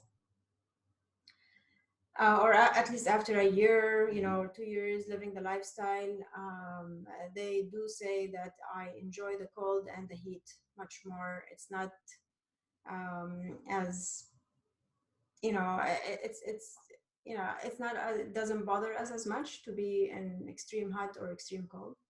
It's more tolerable and enjoyable. Yeah. Another long time raw foodist went to eating flesh to heal himself. I've watched this happen a lot in the past 30 years of just people just going way off because he was blaming the vegetables and on his joints getting sore and stuff. Not the fat, the vegetables, because he was into the high fat. And now the flesh is healing him. It was high fat raw vegan, right? So, I look at all this and, you want to help these people, but yeah, it's amazing. I don't have all the answers, but I've been there, done that. You can say, and it's very misleading about everybody is on the something is missing side. Everybody. And you will be led into a big outward spiral to confusion when you focus on lack. There's no lack in the universe. Our physicality is based on the same workings of the universes. If you understand that, you understand there's no lack It's our frickin' monkey mind is in the way, or ego, luciferic intellect, whatever you want to call it. It's the only thing that keeps us from getting to where we want to go. And it's going to be a challenge every single day to work on deleting and reprogramming this. There's not going to be a nanosecond that goes by. So once you understand that, and all these kind of thoughts come through you, you say, delete, delete, delete. You know, it's bullcrap. And you have to continuously do that because it's never going to go away. It's so deep within us. You know, you go into these longer fasts and something starts happening. Right away, that monkey mind starts talking about something that is lacking. And, you know, we know it's nonsense. We've seen the evidence thousands of times over how the body creates perfection with nothing, you know, just purging. We're focusing on purging. The body creates perfection, goes back to that slowly, one step at a time. And we work with that. But this is, you know, the keto. If you go to all the stores now, there's keto this, keto that, things sold Health food stores. as packaged, you know, salads, keto foods, all kinds of keto stuff. It's gone crazy, the marketing on keto. Even raw vegan Atkins raw and vegan paleo, foods. those three there, you see madness of how it's being marketed now. And people are falling for all that stuff because marketing works. So otherwise they wouldn't spend the money doing it, right? And, you know, the whole thing is why it works is, anybody have the answer? We're all freaking addicted, right? And we're going to easily fall into the trap of, oh, I can have this and it's good for me. That's how they work on it. And they make millions and billions of dollars selling these things, right? So I see our healthcare system is going to go bankrupt with all this stuff happening, of people eating these lifestyles. That's what I see. You know, it's not hard to see once you've you know, been in this lifestyle and see how things actually work, and the reverse of what we've been told. You know, fats, man, they just put you in that really numbed out state and they plug you up. Some people are going to take a lot longer to be plugged up than others. It's just the way it is. Doesn't mean it's not happening. And once we learn this stuff, we can work with it and go through the experiences to understand it more and more and more. And we work from that. And that's what we're doing here. Is it easy? No, nothing's easy, but the processes are simple, you know, and the feelings of, you know, having a clean GI tract and interacting with fields, there's nothing else like it, you know. And you get into the dry fast in those states, it's just awesome. And that's where it's all about, you know. So we will more and more will unfold as we all, you know, embrace and move on with this journey. We're going to see much more things being downloaded through our experiences. We just scratched the surface, and look at the things that have been able to be achieved by people, just miraculous. So, you know, keep working, guys. It's just awesome. Oliver, how you doing? You there? Hello, how are ya? Freaking amazing. All right, I'll turn on my video. Hi. Any snow down there? I had a dream that it snowed in LA. Ah, okay. Yeah, so we have that. In the realms, it's snowing. Awesome. Yeah. How's the, you were having some challenges with the skin and stuff? Yeah, I'm still going through it. So about like 2 weeks ago, I was just feeling that I needed to purge. I was just coughing up a lot, and I was waking up feeling very crappy. And, I could tell my body really, really wanted to release. And when my body wants to release, I give it that opportunity. So I started going for a little bit of an extended fast. And like 3 days into it, I was just releasing a lot of mucus. And then I got, a hemorrhoid, whatever you would want to call that, in a healing reaction. Yeah. And I started getting burning in my penis. And then I started getting burning on my skin. And then I started getting pains throughout my legs and my joints.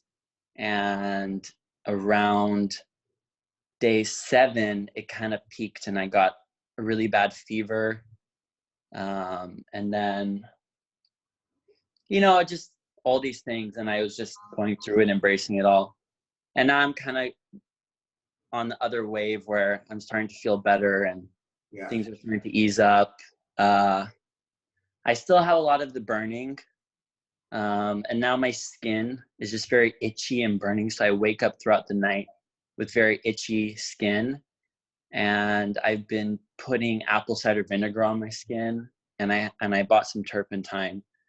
But I really find that the apple cider vinegar works the best. The turpentine, it kind of gives that cooling feeling, but it's a little strong. I don't know how to apply it in a lighter way, because when you put oils on the skin, like a thicker oil, like if I were to mix it with another oil, my skin still stays itchy. No, pure without anything.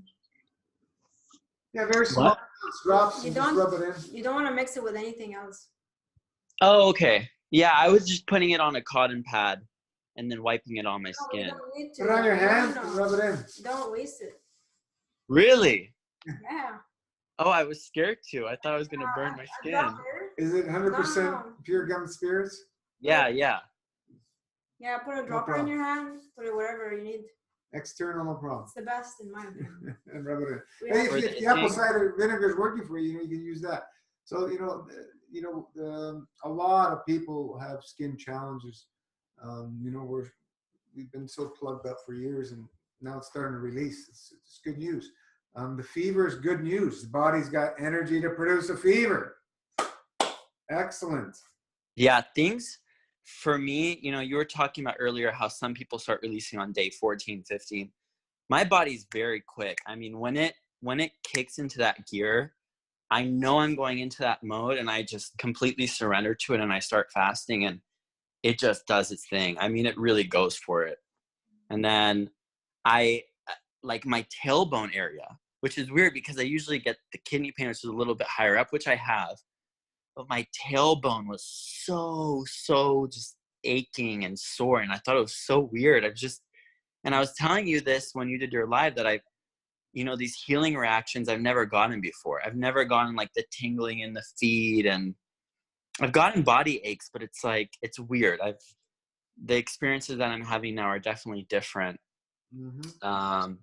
But like for skin, I've always had skin troubles. A big thing that threw me into this journey was I've had chronic acne my whole life. But when I start fasting, usually what happens is like I'll get like patches of like discoloration and like flaking, like all the fungus, all that stuff. Yeah. But this is the first time that like it burns and it itches, and it's happening all over like my private parts. So it's so uncomfortable when you're sleeping. Yeah. Yeah, you stripped another layer. The body's able to start releasing now. So just keep on it, and support it, and away you go. If you can do, you're near an ocean. Yeah. You can soak in the ocean for an hour a day. That helps. Or in a bath, salt water, but the ocean would be better. Yeah, I did some Epsom salt baths. Those were nice. Yeah, but the ocean would be better if you can. No matter how cold it is. Really? Oh yeah. Yeah. Anything with skin, jump in the ocean, man. It's very Yeah. drying. Mm. Excellent, man. When I was a kid and used to get poison ivy, I would go to the ocean and it was gone. Next day, gone. Exactly. Oh, I used to put mud on my Oh, skin when we had poison ivy. Yeah, mud We used to works. go and get cold mud, and that really helped. Yeah, of course, clay, right? It's drying. Yeah. Yeah. You know, another thing Salt water though. is when I got the hemorrhoid, I wasn't able to hold in the enemas anymore. Like I would put in the enema and then the water would just can't hold it. You just keep doing them. You see the hemorrhoids. It's just the elasticity of the system. It's got weakness. It's just obstructions. Yeah. I had all kinds of hemorrhoids when I started changing. Man, they're hanging out and everything for over a year. I think and then everything just clears up. You know? It's the elasticity and the obstruction. Yeah, the obstructions are like in the do bowels. not give the body elasticity, so it weakens it. Yeah, it's true, but also the bowels. When you're impacted, you push. It's because it's hard. Yeah. Pull, right? There's no Yeah. elasticity to like your tighten back up. constipation. It's because it's weak. It just bulges and it stays like that. So that's that area there, but it's throughout the body, right? It could be in the head, it could be in the arms, it could be in the torso and the legs. That weakness could be anywhere, right? Aneurysm, so on. It's all the same thing. So you know, it's good. It's down there. You can feel it. And then you go, okay. And then once it starts clearing all up, you go, oh, good. The body strengthened. It released another layer. You know. Yeah. And I was playing with ways on how to get the water to hold, and I was also doing it sort of like Colima style, where I would allow the water to flow out, and then by doing that, I could get some more water in. But like if anyone goes through this where they can't hold the water, laying on your side is really useful, because when you lay on the side, the water doesn't come out as much. On your So right. I'm doing that. Yeah. You're right. So the water goes down. Yeah, I've been like laying on my left side. You can lay on your right side. It's challenging, but I think definitely if you have a Colima board, that would be really useful because you don't need to hold in the water. Yeah, you just as float. much. Yeah. But you can do wheatgrass pulp, chew it up, put it right on that area with a pad. You can use witch hazel. I've been using witch hazel. It's been great. Yeah, to help. It helped. But grasses, they're awesome. They're everywhere. And you know, wheatgrass, barley grass, wild grass. You just grab a bunch, chew it, put it right on there, put a pad, put your underwear on, and leave it there. It's really it helps soothe and heal the grasses. I love grasses. Yeah. They're awesome. That you know, so many tools. And I was using them, and that's what pulled me through. I mean, it's when you go through these, you know, these moments, most people, for example, like my mom, whenever she goes through challenges, she immediately just caves to, I need comfort. I will not go through this. I need comfort right now. And we'll go to the doctor and get whatever, you know, the strongest thing is. That's most people. Yeah, for example, she had, go to the doctor.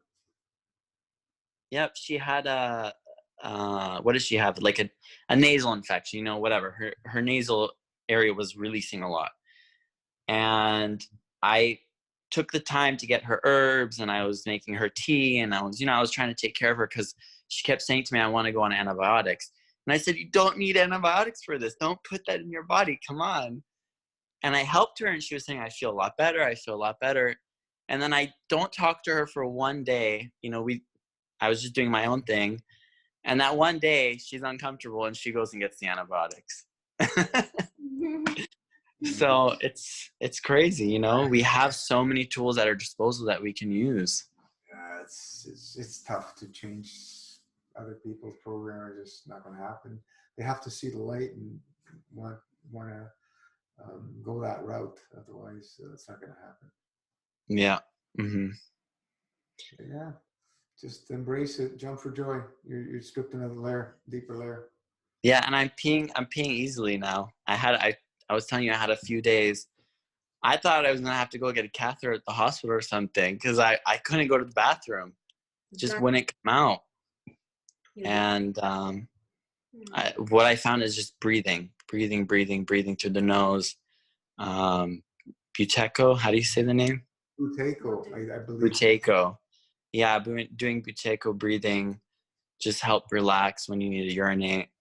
Yeah, the when we have like issues urinating, it's the kidneys, right?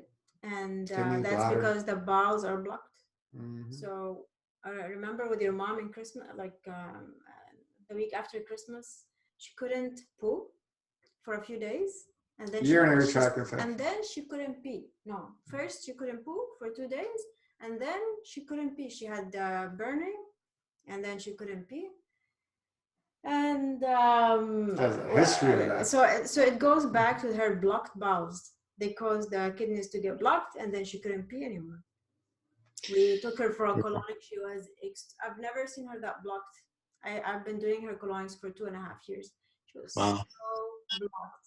I couldn't even fill her up with water. It was coming out, like you're saying, you know, like you, right? It was coming out, even with the colonic speculum, which is big, right?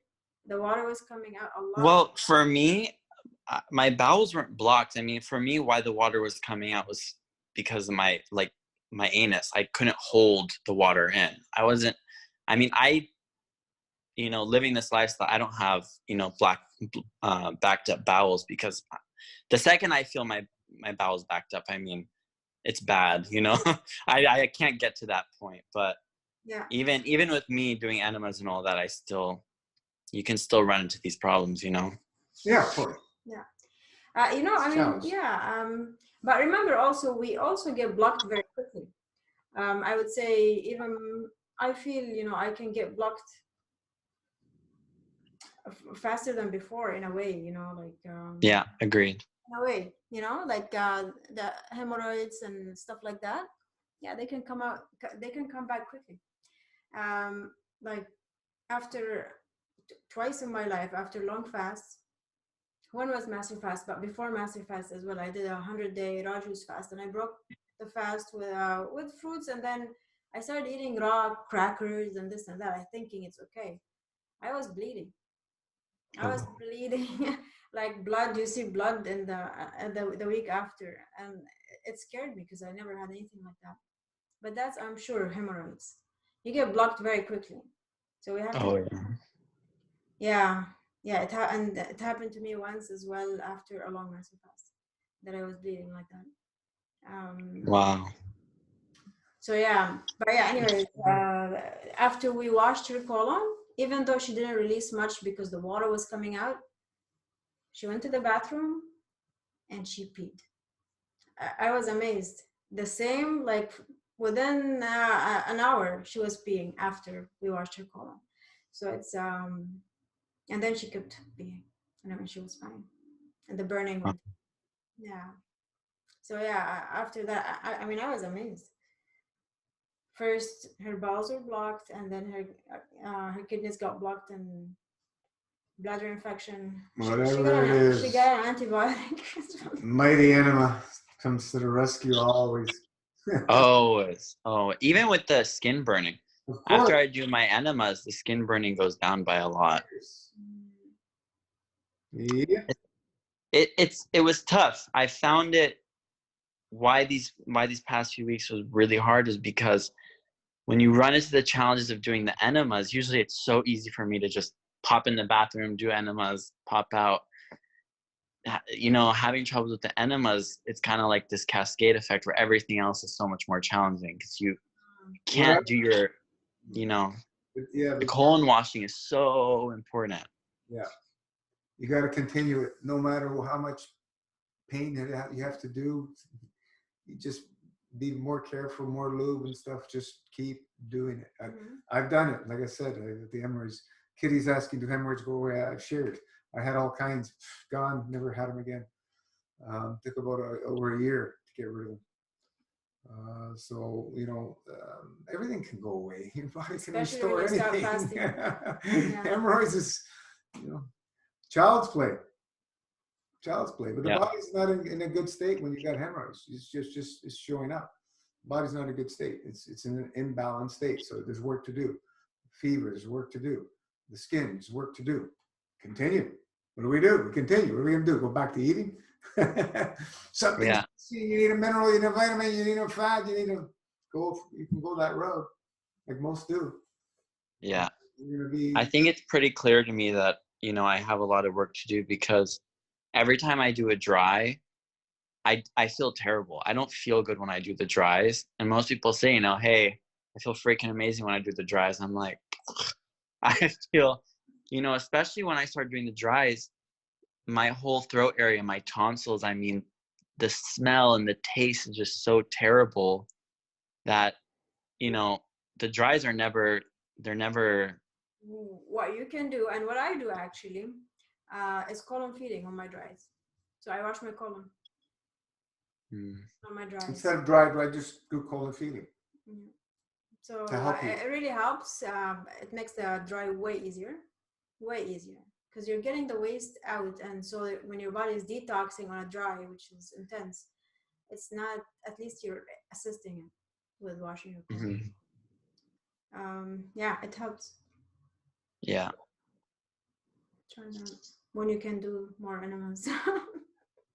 Are the hemorrhoids gone now, or? Yeah, it is gone. I don't know if I would even call it a hemorrhoid. I just had this swelling, and I didn't have anything protruding or anything like that. Everything was so red and swollen, and now it's turned to more like, it's like, you know how sometimes in the body things will like harden after they swell. So now it's like, it almost feels like it's solidifying down there. It's like, I don't know how to describe it, almost like a rock. It's very, very solid and like not flexible. It's gotten very tightened, and it's healing. Yeah, you know, don't worry about it. Everything's gonna work its way out. Your body's going, like I said, another layer, a deeper layer of purging, and it's good news. Very good news. Yep. Jump for joy. Even if you wake up 4 times at night. yeah. It's hey man, because you know, once you get through it, you're gonna be at a higher field strength. Yeah. And I just keep going with it. You know, I don't know how long this fast will be, but I'm at like day 15 now. But I just feel like I should just keep going until I feel in a more balanced state, you know? You've been doing very well for like the last many months now. You know, you've been doing very well. So if you want to, you know, push the gas pedal, I'm for it. You know, I think you're responsible to understand what's been happening. You're very articulate in doing your own research, and you know, you're here occasionally and so on and so forth. You're on the page. It's all of it, man. You know, putting the pedal to the metal and letting it ride, you're going to see miraculous things happen. But the key is, again, after what's going to happen when you come out of that, you have to be prepared. Yeah. Number one, mentally and physically, you have to be prepared. And and living this lifestyle, I feel confident in what to do after a fast. I mean, thinking about when I first started fasting, I get why no one should go on a long fast straight off the bat, because my God, you're clueless, you know? But after you live and love this lifestyle and you become so in tune with what you know, what to put in your body, you know, you feel way more comfortable with that. But it just, for me, it's like the healing reactions are so tough. I just don't know how. I sometimes think like, how long can I go, you know, taking care of these healing reactions? More washing. Years. More washing. More colon washing. Just doesn't matter. Doesn't matter. Yeah. Don't think about it. And more colon washing. Once they're gone, you won't even remember them. You'll have to think about what happened. Oh, this, that. They're gone. You know, when you're in it, it's like the end of the world, right? It's Yeah. Once they're gone, you won't even think about it anymore. So can I put the turpentine on like sensitive areas? Not on the penis or the. No, like more on the ass, And where? The anus? on the butt. If you're gonna do any of those areas, mix it with coconut or castor oil. 50-50. Okay. On those areas, It's sensitive it's area. too strong on its own. But the rest of the skin, the head, no problem. You can put it on your hand and rub it in. Is it itchy? Okay. It's like all around my butt area, like that whole, just like all my buttocks, my lower back. That's fine. Yeah, That's all fine. there except the Not sensitive that, part. but except for the anus. The anus is sensitive. It's very exposed. Yeah, no, I've just been doing apple cider vinegar there. Okay. Yeah. So now you can Yeah, put that it on your helps. butt cheeks. Like I said, if you can get a hold of some grass, put that on for a day or 2 days or 3 days in a row, whatever. Change it a couple times a day, 3 times a day. Okay, for the kidneys, you know, I don't have fear about the kidneys. I trust in my body, but if you're having pain in that area, should you be doing more? Should I be doing the castor oil packs, or are those things, you know, are they a must when you have pain there? It's not a must. It's just to help aid, because what is castor oil is drawing, right? It help draw out the. It's just obstructions. Every time you got pain, I there's would obstructions. wash my colon more. Yeah, It's also just a wash the sign that colon. your colon is obstructed. You know, 3 days on, 3 days off. If you're doing castor oil packs, massage them. You massage them with a stick, burnt stick. Yeah. Yeah, you know, get in there as deep as you can, slightly uncomfortable. Don't hurt yourself. I brood myself sometimes. I know it can hurt. Yeah, if you go too deep. So you know, you want to feel slightly uncomfortable, you know, and work in there, because you want to get that there's who knows trillions of capillaries in these little babies, and we want to get them. You know, basically you're massaging them, right? You know, massages feel great. So on the kidneys. Feels great too. I think I remember a massage therapist says they cannot massage kidneys. Yeah, they can massage kidneys because they'll lose their license. Imagine that. It's too sensitive, I guess. People are blocked. Yeah. The majority of us are blocked. So, have you ever taken just charcoal, like the charcoal powder, and use that to massage in? Will that be a little bit similar to a burnt wood stick? It stains quite a bit.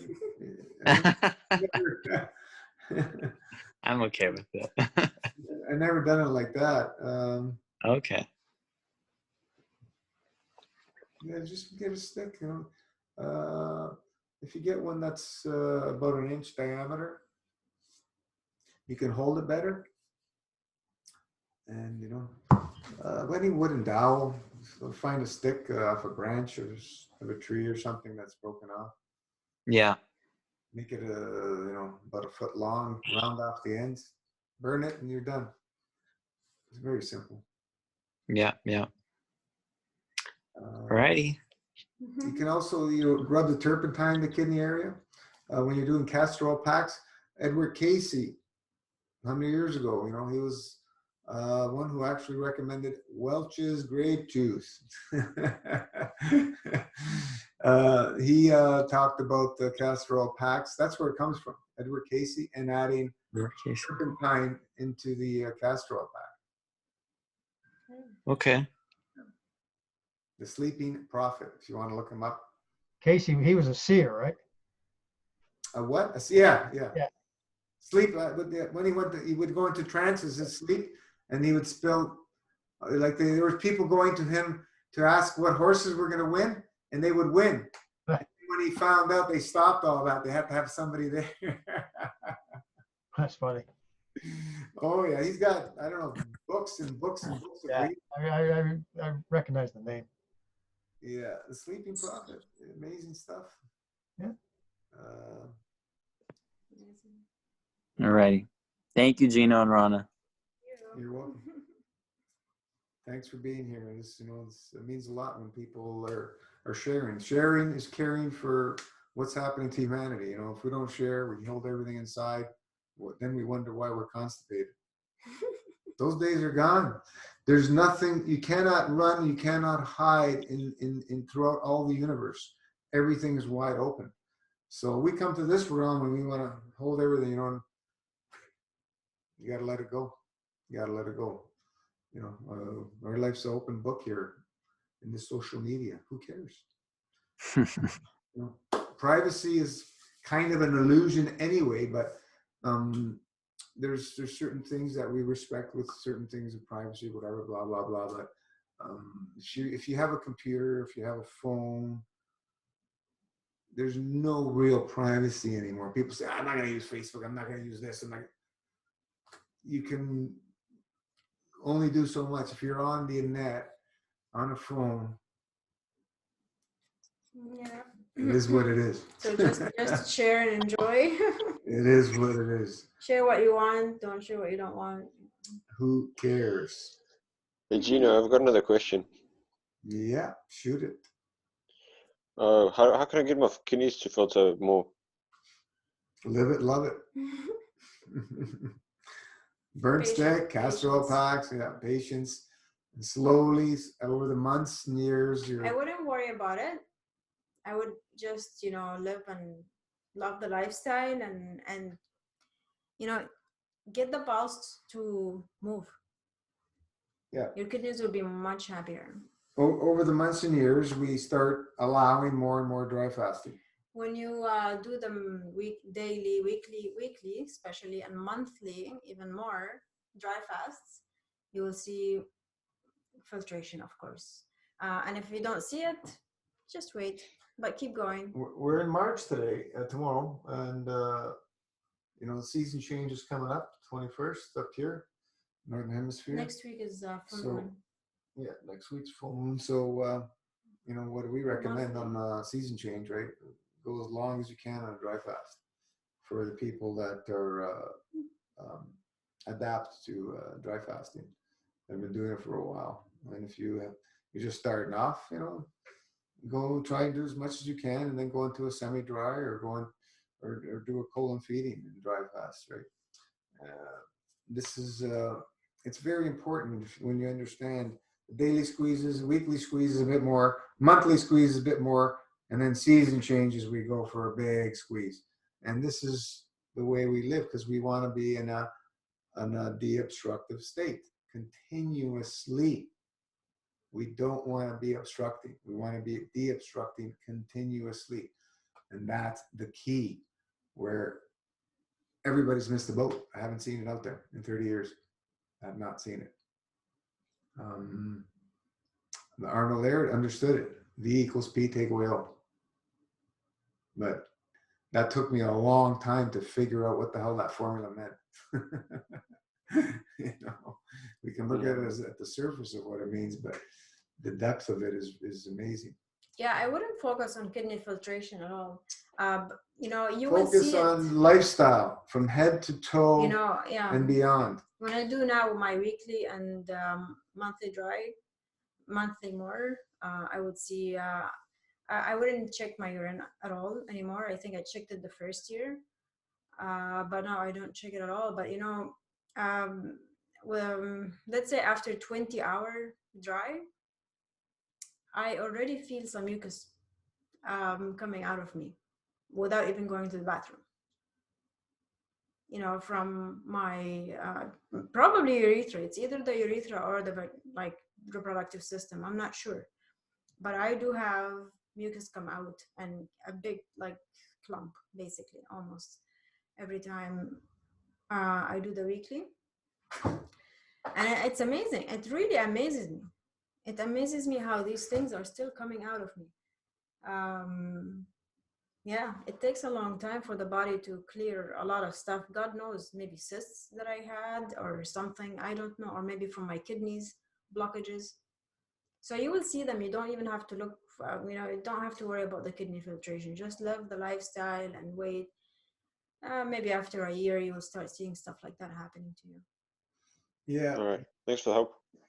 Yeah, you'll get to a point after when you're gonna know when you're having a good filter. It's like sand's coming out. It's like, whoa. And your kidneys are so relieved when you get that movement happening. So this is why we're talking about live a de-obstructive lifestyle. You can live an obstructive lifestyle, but you're going to pay the price. It's just a matter of time, and we see the effects out there of obstructive lifestyle. Brittany, when I was doing much better, I found that once the GI tract releases the hemorrhoids, would instantly shrink, or the rectocele, what is that? Would lift more. A lot of it is like energy field trying to deal with obstructions that are there. Mine have gotten worse recently, but when I had purged a lot way back, they actually can definitely go away. These are the hemorrhoids. Yeah. Yeah, when you're living a lifestyle, it doesn't get worse. It's an illusion and a misunderstanding. Yeah, and they do definitely shrink and eventually go away. Definitely. Yeah. Healing reactions are part of the journey. We embrace them. We use the tools to pull us through, and we continue to focus on being in the state where we want to be, and let things go, and they will. Yeah, so yes, Kitty, they do go away, the hemorrhoids. I already answered that, but everything goes away. Yeah. We haven't seen anything that cannot be reversed. When we live it and love it. And if it hasn't been done yet, it's just nobody's dug that has that, whatever situation, put enough effort into it and lived it. Yeah. It's just, everything's possible. We for those of you who listened to Kelly Kibbe's last week and listened to her first, my goodness gracious, what she's gone through. It's just unreal. And she was just on another one releasing. She posted the photos. I recommend stay away from. Yeah, I recommend stay away from fresh juices, but not everybody is going to agree with me. Regularly drinking fresh juices, we don't recommend. If you're gonna, may as well eat the fruit. If you're gonna drink fruit juices, I'm talking about, go to the cooked juices. And if you're eating a very heavy, sad, obstructive diet, don't drink grape juice. It's not going to help you. It's actually going to be detrimental to you. The cooked. Yeah, of course. You're going to have more problems.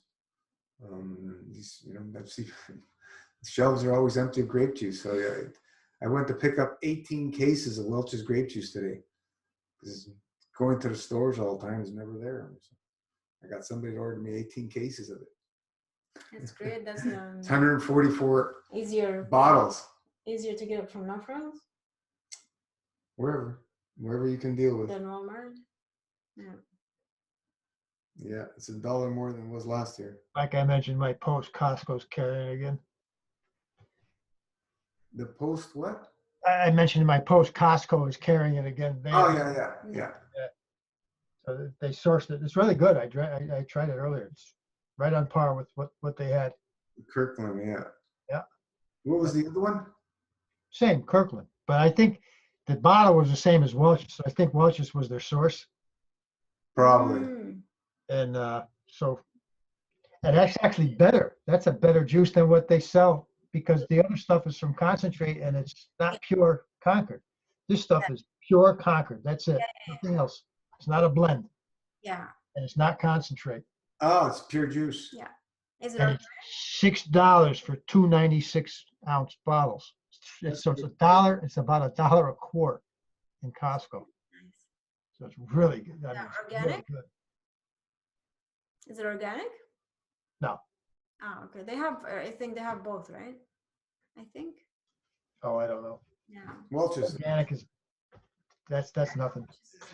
Nothing's organic anymore, so I don't pay attention to that anymore. Welch's is over It 100 doesn't years matter. old. Yeah, we drink Welch's. No, besides, if you're in a purging state, it doesn't matter. It's gonna go right through anyway. Exactly. Yeah. This is where, you know, where we get that. Oliver posted, I think, the Welch's, was it you, Oliver?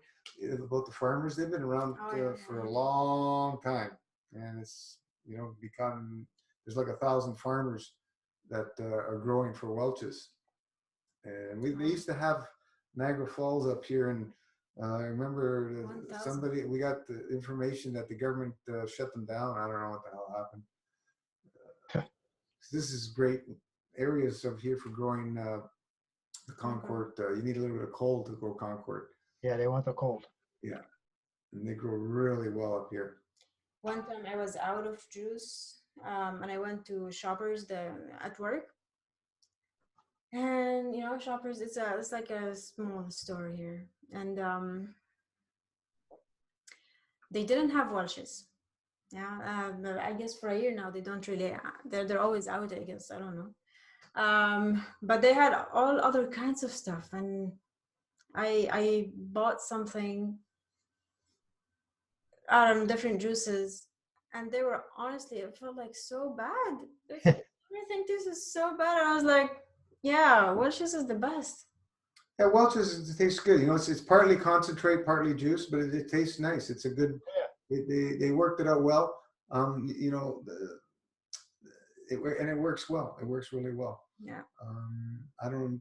So many people have used Welch's, and so many people have used many other different brands of juices, organic, non-organic, whatever. I don't know. I felt like Everybody gets results. Yeah. So Kurt's asked, can anyone order bulk? Go to the local store where you buy and ask for the manager. Yeah. And say, can I order cases? And Yeah. most of them will say, yeah. So we used to order from Walmart, and then just recently, ordered from No Frills. If you have No Frills near you, I don't know. But they both have them for cheapest, I would say. Whatever you can, whatever you have available, look at. Yeah. Just if one store says no, go to another one. Somebody will do it, and why wouldn't they? They don't give you a discount. You're paying retail for whatever they're selling it for. Like I actually phoned a couple of stores.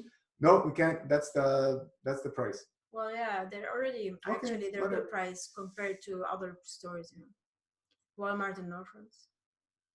Yeah, like Walmart was giving me a headache. Oh, we don't do wholesale. I go, this is not wholesale. I'm paying retail. What wholesale? But even that, I mean, how many times did you order? Oh yeah, they were so disorganized over here. It took me a month one time to get an order through. Yeah, it's not one time. I think you ordered and they used it. It arrived. A few times they ordered it. Well, it's all gone. What do you mean? What did I order for? They used it. So, yeah, like I said, it's hard to find juice sometimes. It's just like when MasterFast started sharing this information, that the juice became a problem to purchase because people are so stupid. They're thinking that the juice is going to fix their problems. No matter what diet they're doing, they're buying this juice and they're drinking it. And it ain't going to help you, especially if you're eating a fat diet or whatever diet. Like I said, it's just like whatever. People are going to do what they're going to do, and that's the way it is. People want to do whatever is convenient for them.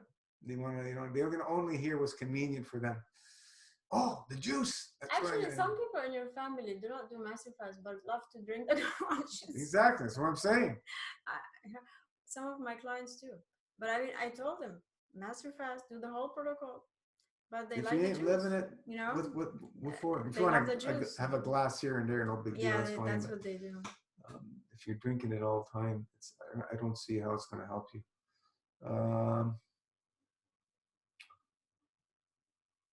I find Walmart usually has stock in Superstore, No Frills, and they're always out.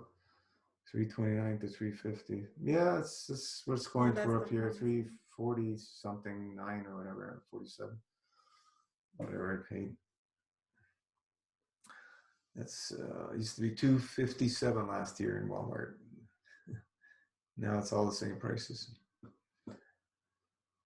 But yeah, can you imagine you had to start juicing everything yourself? How much work that would be? I remember Gabriella shared it. He did it for 2 years in a row in the fall when Concord grapes were being harvested. He bought bushels of it and juiced it, and no power because it's raw. Mm-hmm. Just another juice. You know, Gabrielis is the one who was in the accident, got paralyzed, and we seen him do his first swim, and I seen him do his first pull up. You know, mass fast and going deep in the drives. This is the way it is, man. Yeah, it pretty much every store you go to, you talk to a manager, they're going to order anything you want in bulk. They may give you, some stores may give you a discount. I remember 1 year we had these wonderful black seeded grapes from South Africa, and they were organic. They were really nice grapes. So I went to the manager, and I don't remember how many cases I ordered, 10, 15 cases. He goes, what? I go, yeah. And they gave me a bit of a discount too. But I haven't seen those grapes for years. Did you just from go on South grapes? Africa? Yeah, I was eating the grapes and juicing some of them. That's it. Yeah, they were awesome grapes. Yeah. Nice. Yeah, I seen them for like a couple, 2-3 years in a row, and then they disappear, and then I seen them pop up another year. I haven't seen them for a while, so I don't know what happened there, but they were really a really nice eating grape. Mm-hmm. The ones in Italy were even nicer. Big. How long did you do it for? These grapes? I don't remember. Yeah, it's amazing how like you would do it for a couple of months. You do one fruit for a couple of months and you still love it. Yeah, it's amazing. When the fruit is good. Yeah. If it's no good, you're not gonna continue. You're not gonna continue. You're not gonna eat it. It's got to be ripe. It's got to be nice tasting fruit. I mean, like us, we're doing the Concord grape juice. You know, all that. And we never get sick of it. Still love it. Never get sick of it. I love that grape juice. I remember as a kid, grape juice. All kids, very rare you're gonna find a kid that's not gonna like the taste of grape juice, man. It's rare. Oh yeah. But it makes them go to the bathroom. Be careful with the babies; they will poo out of their diapers. It happened to my niece. Yeah. Welch's should give you royalty checks. I can assure you their sales went up in the last year. I'm interested. That'd be interesting to know. Yeah, I can assure you. No ifs, ands, or buts, because from when we started to now. Even here, even the company. Yeah. But at the same time, the whole keto thing, I feel like, is probably pushing sales down on the other end because people just want to stay far away from sugar now with all the sugar fear. Yeah. Yeah. You have everything and everything mixed in. But they both, you know, like they're both. It's like, okay, like the celery juice, for example, right? It got so famous. Right, in the past year. Yeah, they were driving up celery like $7 for a head of celery. Like it was going like crazy. Last year it was about $6 freaking and this year is cheaper. Why? Because more farmers started growing celery. It's that simple. Like it's crazy. No, or people got over the fad. And no one's drinking the celery anymore. people got over the fad. Yeah, there's a lot of celery now in the shops. It's whatever. There's always fads come and go, and nothing's changed. It's continual. I've watched so many different fads, and I mean, like the keto came out in the 70s originally, and then it died off, and now it's back, full force, because of marketing. The way marketing is now, it's much more powerful. You know, I mean, there's something to say about the keto, good to say about the keto, and that's that they don't mix the sugar with the fats and the protein. If you're just eating like the average diet and mixing everything, your blood sugar will be out of whack. Yeah, but the food combining charts have been out for a long time, 100 years more. Yes. So what they're doing is they're following the food chart, combining chart, and that's a good thing about it. And they eliminate, I guess, a lot of stuff by eliminating. Yeah, I think that's why people, they go to keto and they're like, whoa, I feel so much better, because they're not eating their meat with rice and bread and all this stuff. They're cutting out all the starches, so they're just eating their meat with vegetables now, and they're like, wow, I feel better. Yeah, that's the good thing about it, the food combining. Yeah. They don't even realize it's the food combining though. They just think it's the keto.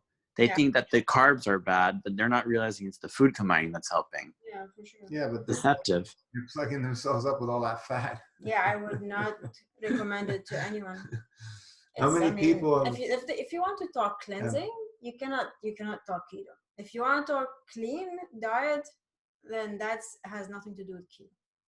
Keto, okay, food combining, they got that, but if you want to talk a clean diet, it has nothing to do with Just think about a diesel engine versus a gasoline engine. Which one stinks more? Right? Diesel's more of an oil, right? And it's if you've ever been in towns where there are a lot of diesel cars, like when I was in Italy, man, it's horrible breathing that stuff in, man. Holy jeez, it's heavy on the lungs. So you imagine when you fill your body up with all that fat all the time. And protein too. Protein is hard, man. Yeah. Anyway. Sarah hated grape juice her whole life until my 108 days. There you go.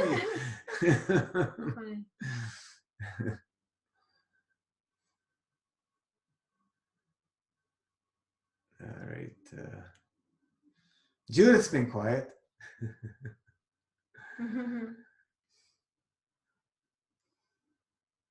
Hello. Hello.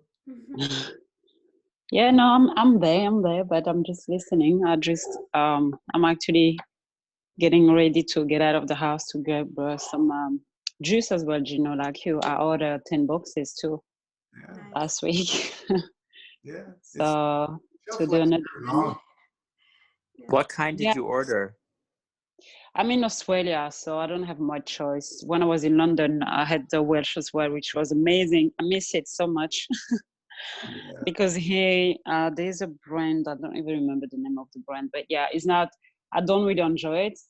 So I'm having a hard time to drinking for a long time. So I just finished 2 weeks ago, 47 days. Ah, nice. Yeah. And I had to, because I finished it because I was really, really weak. Like for 4 weeks, non-stop, I was extremely weak. And I was even scared for myself at some stage. So I had to stop because even at work, they were like, my boss is like, you're not coming back if you don't get a blood test. Because I didn't say to them that I was on a juice or on a fast or anything, because they just get worried. And so I just said to them, like, I'm going, there's something in my body going on, but I'm working on it. But because it was obviously very obvious, and then that was the time, when I did the colonics and everything. So I think in 3 weeks time, I had 5 colonics in 3 weeks, which actually I had only one day that I released. The other 4 times, nothing came out. And during those 4 weeks as well, I think I had 4 acupuncture as well, 4 sessions of acupunctures.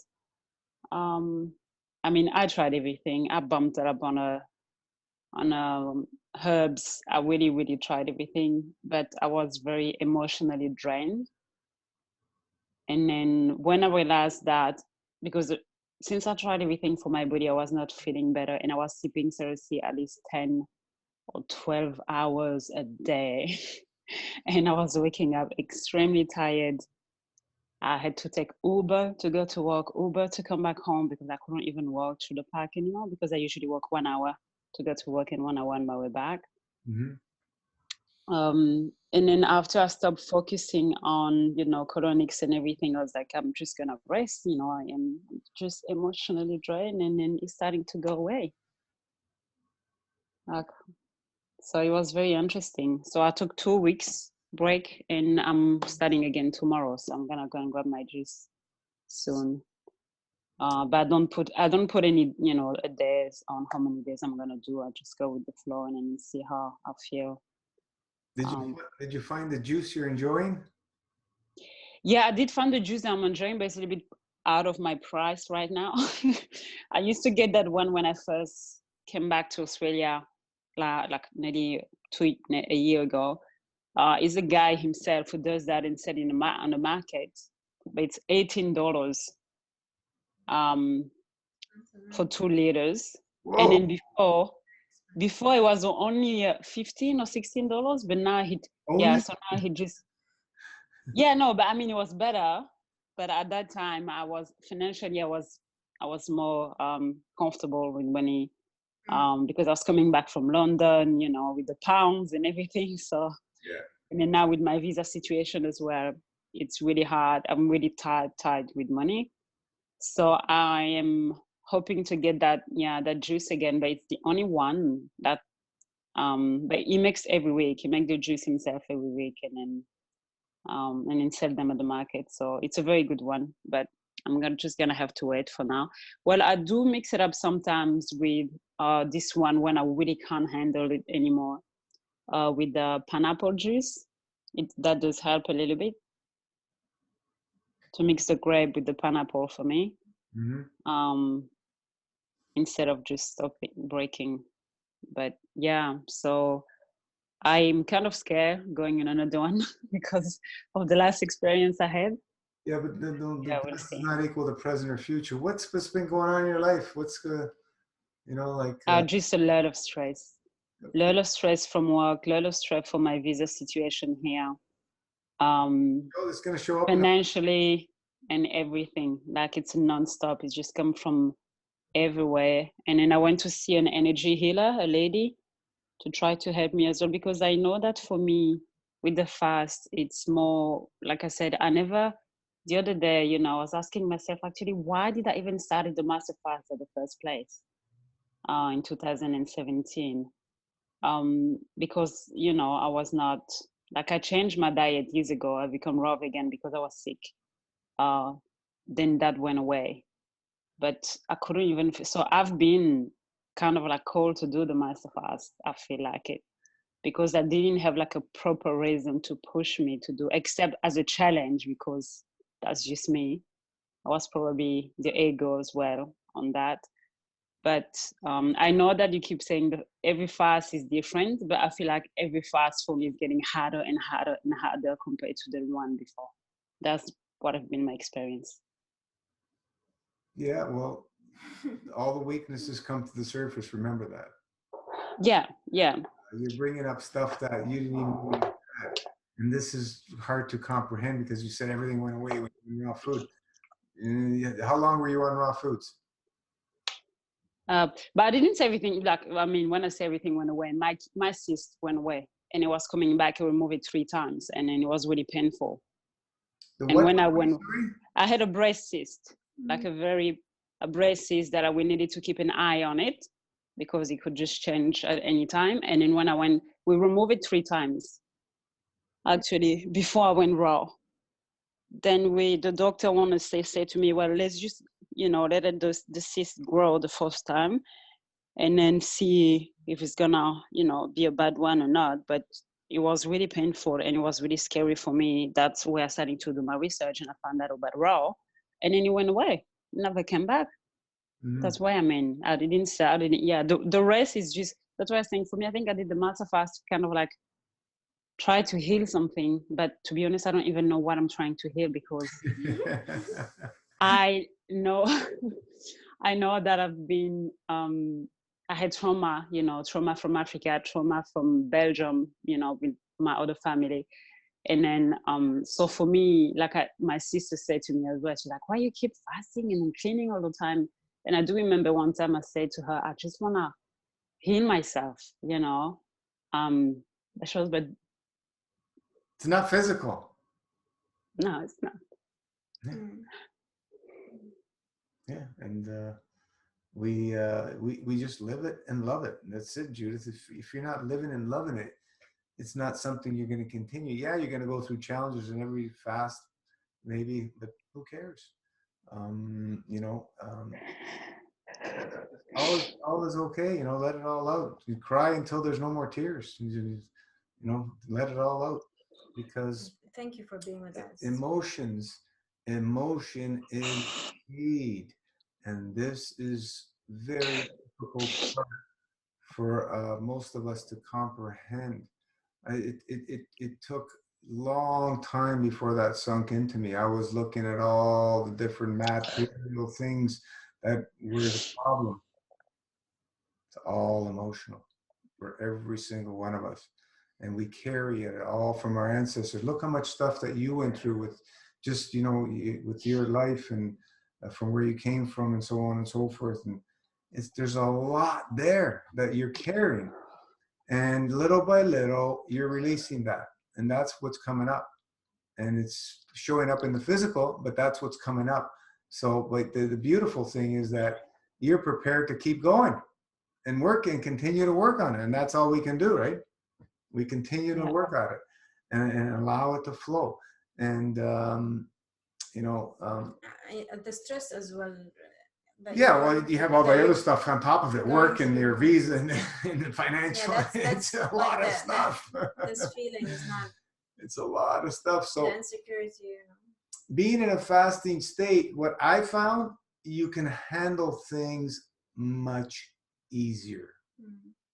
That's what I found. Yeah, I had the experience. I know for If sure. you're eating and all that stuff's going on, it's much more difficult. Much more. So like, you don't have to be in a full fasting state. You can be, you know, under routine, on one of the levels, you know, eating 1, 2, 3 days a week, whatever. It's still going to be a much better than, you know, eating 7 days a week, which you know, it's just crazy. From what we know now, 6, 7 days a week is just Why don't you do just 1 day a week, maybe, of eating, or 2 days, whatever.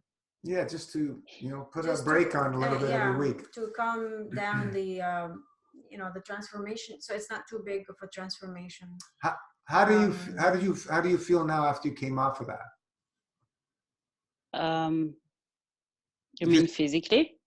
Yeah, physically. And so you said you were really drained, but how do you feel after you broke it? And, you know, how do you feel now? Because you mentally, you want to go to another one. So I'm assuming you're feeling much better. I've gotten my energy back, but I feel better when I'm on a fast. I mean, I'm more in peace. I'm more in peace, and I know that. And I'm not like, I just do the fast because I feel better. Like you say, everything is better, you know, my mindset, my energy, you know, my work as well. Somehow when I'm on a fast, I'm just smashing my target at work like crazy. And then, so I get my bonuses and everything, which is actually very helpful for my situation here financially with my study and everything. Mm-hmm. So everything is better. I don't do the fast. Like now the food, I still don't eat super well when I came out of it, but I progress every time. But for me, it's just a way of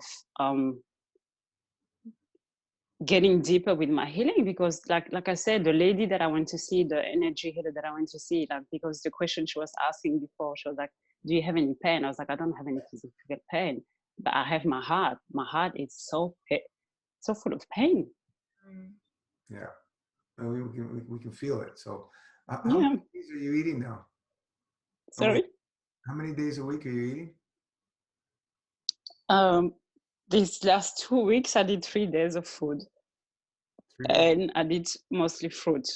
Awesome. Only yesterday I had a little bit of baked cauliflower. Yeah, you're doing excellent. Excellent. And then I had the only fruit that was making me feel good was the grapefruit. It was the only fruit that was going down. Yeah, that's a key player. You have to find something that is going to satisfy you because, as we said so many times, fruitarianism. It's about the pleasure. Most people are not going to do it because they can't find this something that they live and love.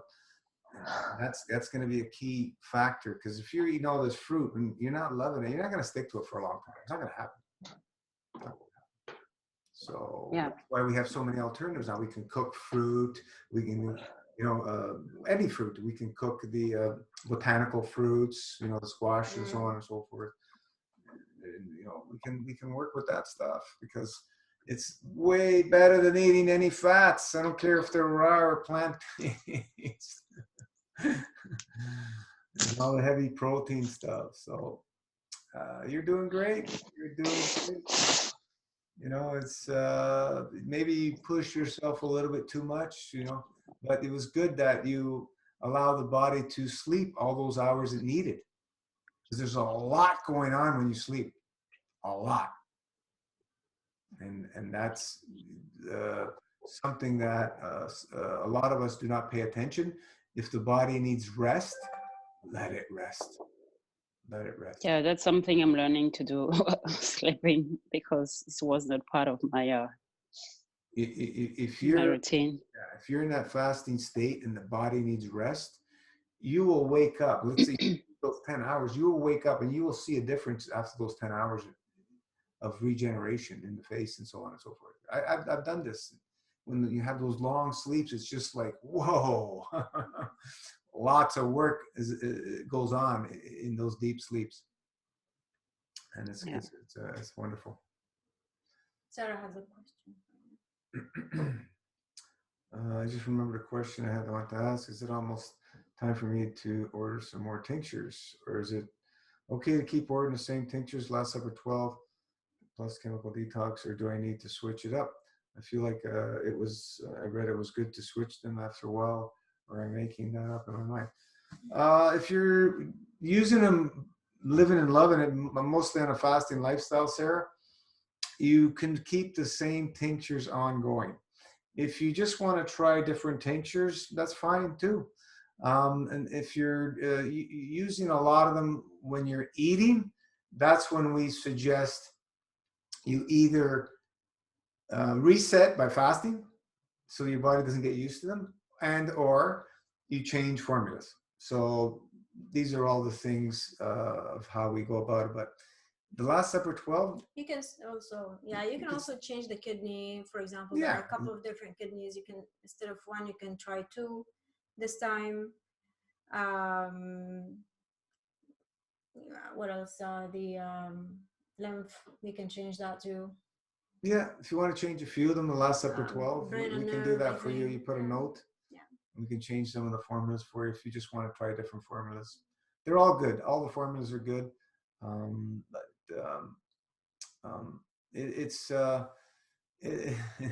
We're using herbs in a whole different way. And I used herbs for many years, and I found like they started giving you, while you're eating, they started helping you a little bit, and then they wouldn't do anything anymore, and just never really understood the length of it. But it's because herbs are what I truly believe they're designed to be when you're in a fasting state. And that's when you see them really helping us, and they're just amazing. Should I add any others? You can switch the brain and nerve. Maybe look into that. To another one. Any areas you feel challenged, if you have some thyroid things happening, you can add a thyroid. Adrenal. If you want to put an extra adrenal, if you are having challenges with sleeping or nervousness, there's it's like we have 60 formulas. So there's lots there. But when you're living this lifestyle, it's we don't need to make things complicated. I don't think I've ever put anybody on more than the maximum, and this is somebody that's in really major challenges. I think 18 formulas that I would put somebody on, but that's rare, very rare. The 12 plus 1 or 2, more than enough support for what we're doing. More than enough. Yeah, the lymph is there. You can switch that if you want to. Yeah, we have lymph 1, number. 2, 3, 4, 5. 5 is the strongest puller. 3 is for what they call the C word. Help people when they're in that, but they're all good formulas. They're all good formulas. If you have anything with lymph nodes, you can add a lymph node to help with that. But yeah, don't fuss over too much. The formulas work awesome and amazing. We have thousands of people who've used these formulas, and I have not had any. We have not had any negative about the NFS tinctures at all. Only positive. There's nothing quite like them out there. Dry brushing, yeah, for sure. Yeah, the dry brushing, keep that happening. And Oliver, yeah, make sure you're dry brushing, even if you're itchy. Help move things. Continue doing the dry brushing and so on and so forth. That's one thing that cleared up for me this year, because every change of the season, from fall, summer to fall, I would get itchy, my skin, all winter long. Yeah. No problems this year at all. There you go. You dry brush every day, Steve? Oh yeah. Minimum. See, I haven't gotten into that habit. And he got a Colima board. Oh yeah. Yeah, I love that thing, man. You didn't like it when you started, right? That's the first time. The first day. Yeah, I know. Once you get after that, no, that was. It's so much more relaxing, and you release better. You just lay there and just enjoy your time, man. That's it. I either put some music on, or I do a little reading, or I just. Exactly. It's your time. Time for you, right? Exactly. The best. We all need that. You can spend on yourself.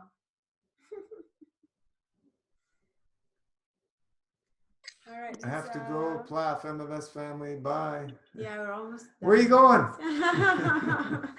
We kept you for almost 3 hours. Yeah. Judith, you're doing great. You got a couple of minutes, Lisa. Okay, I'm going to end the recording. Just hang on, everybody. So bye to the crowd, and we'll end this meeting, and just stick around, everybody. Yeah, thank you, guys. And Judith, you're strong. Okay. Yeah. Keep it going. Thank you.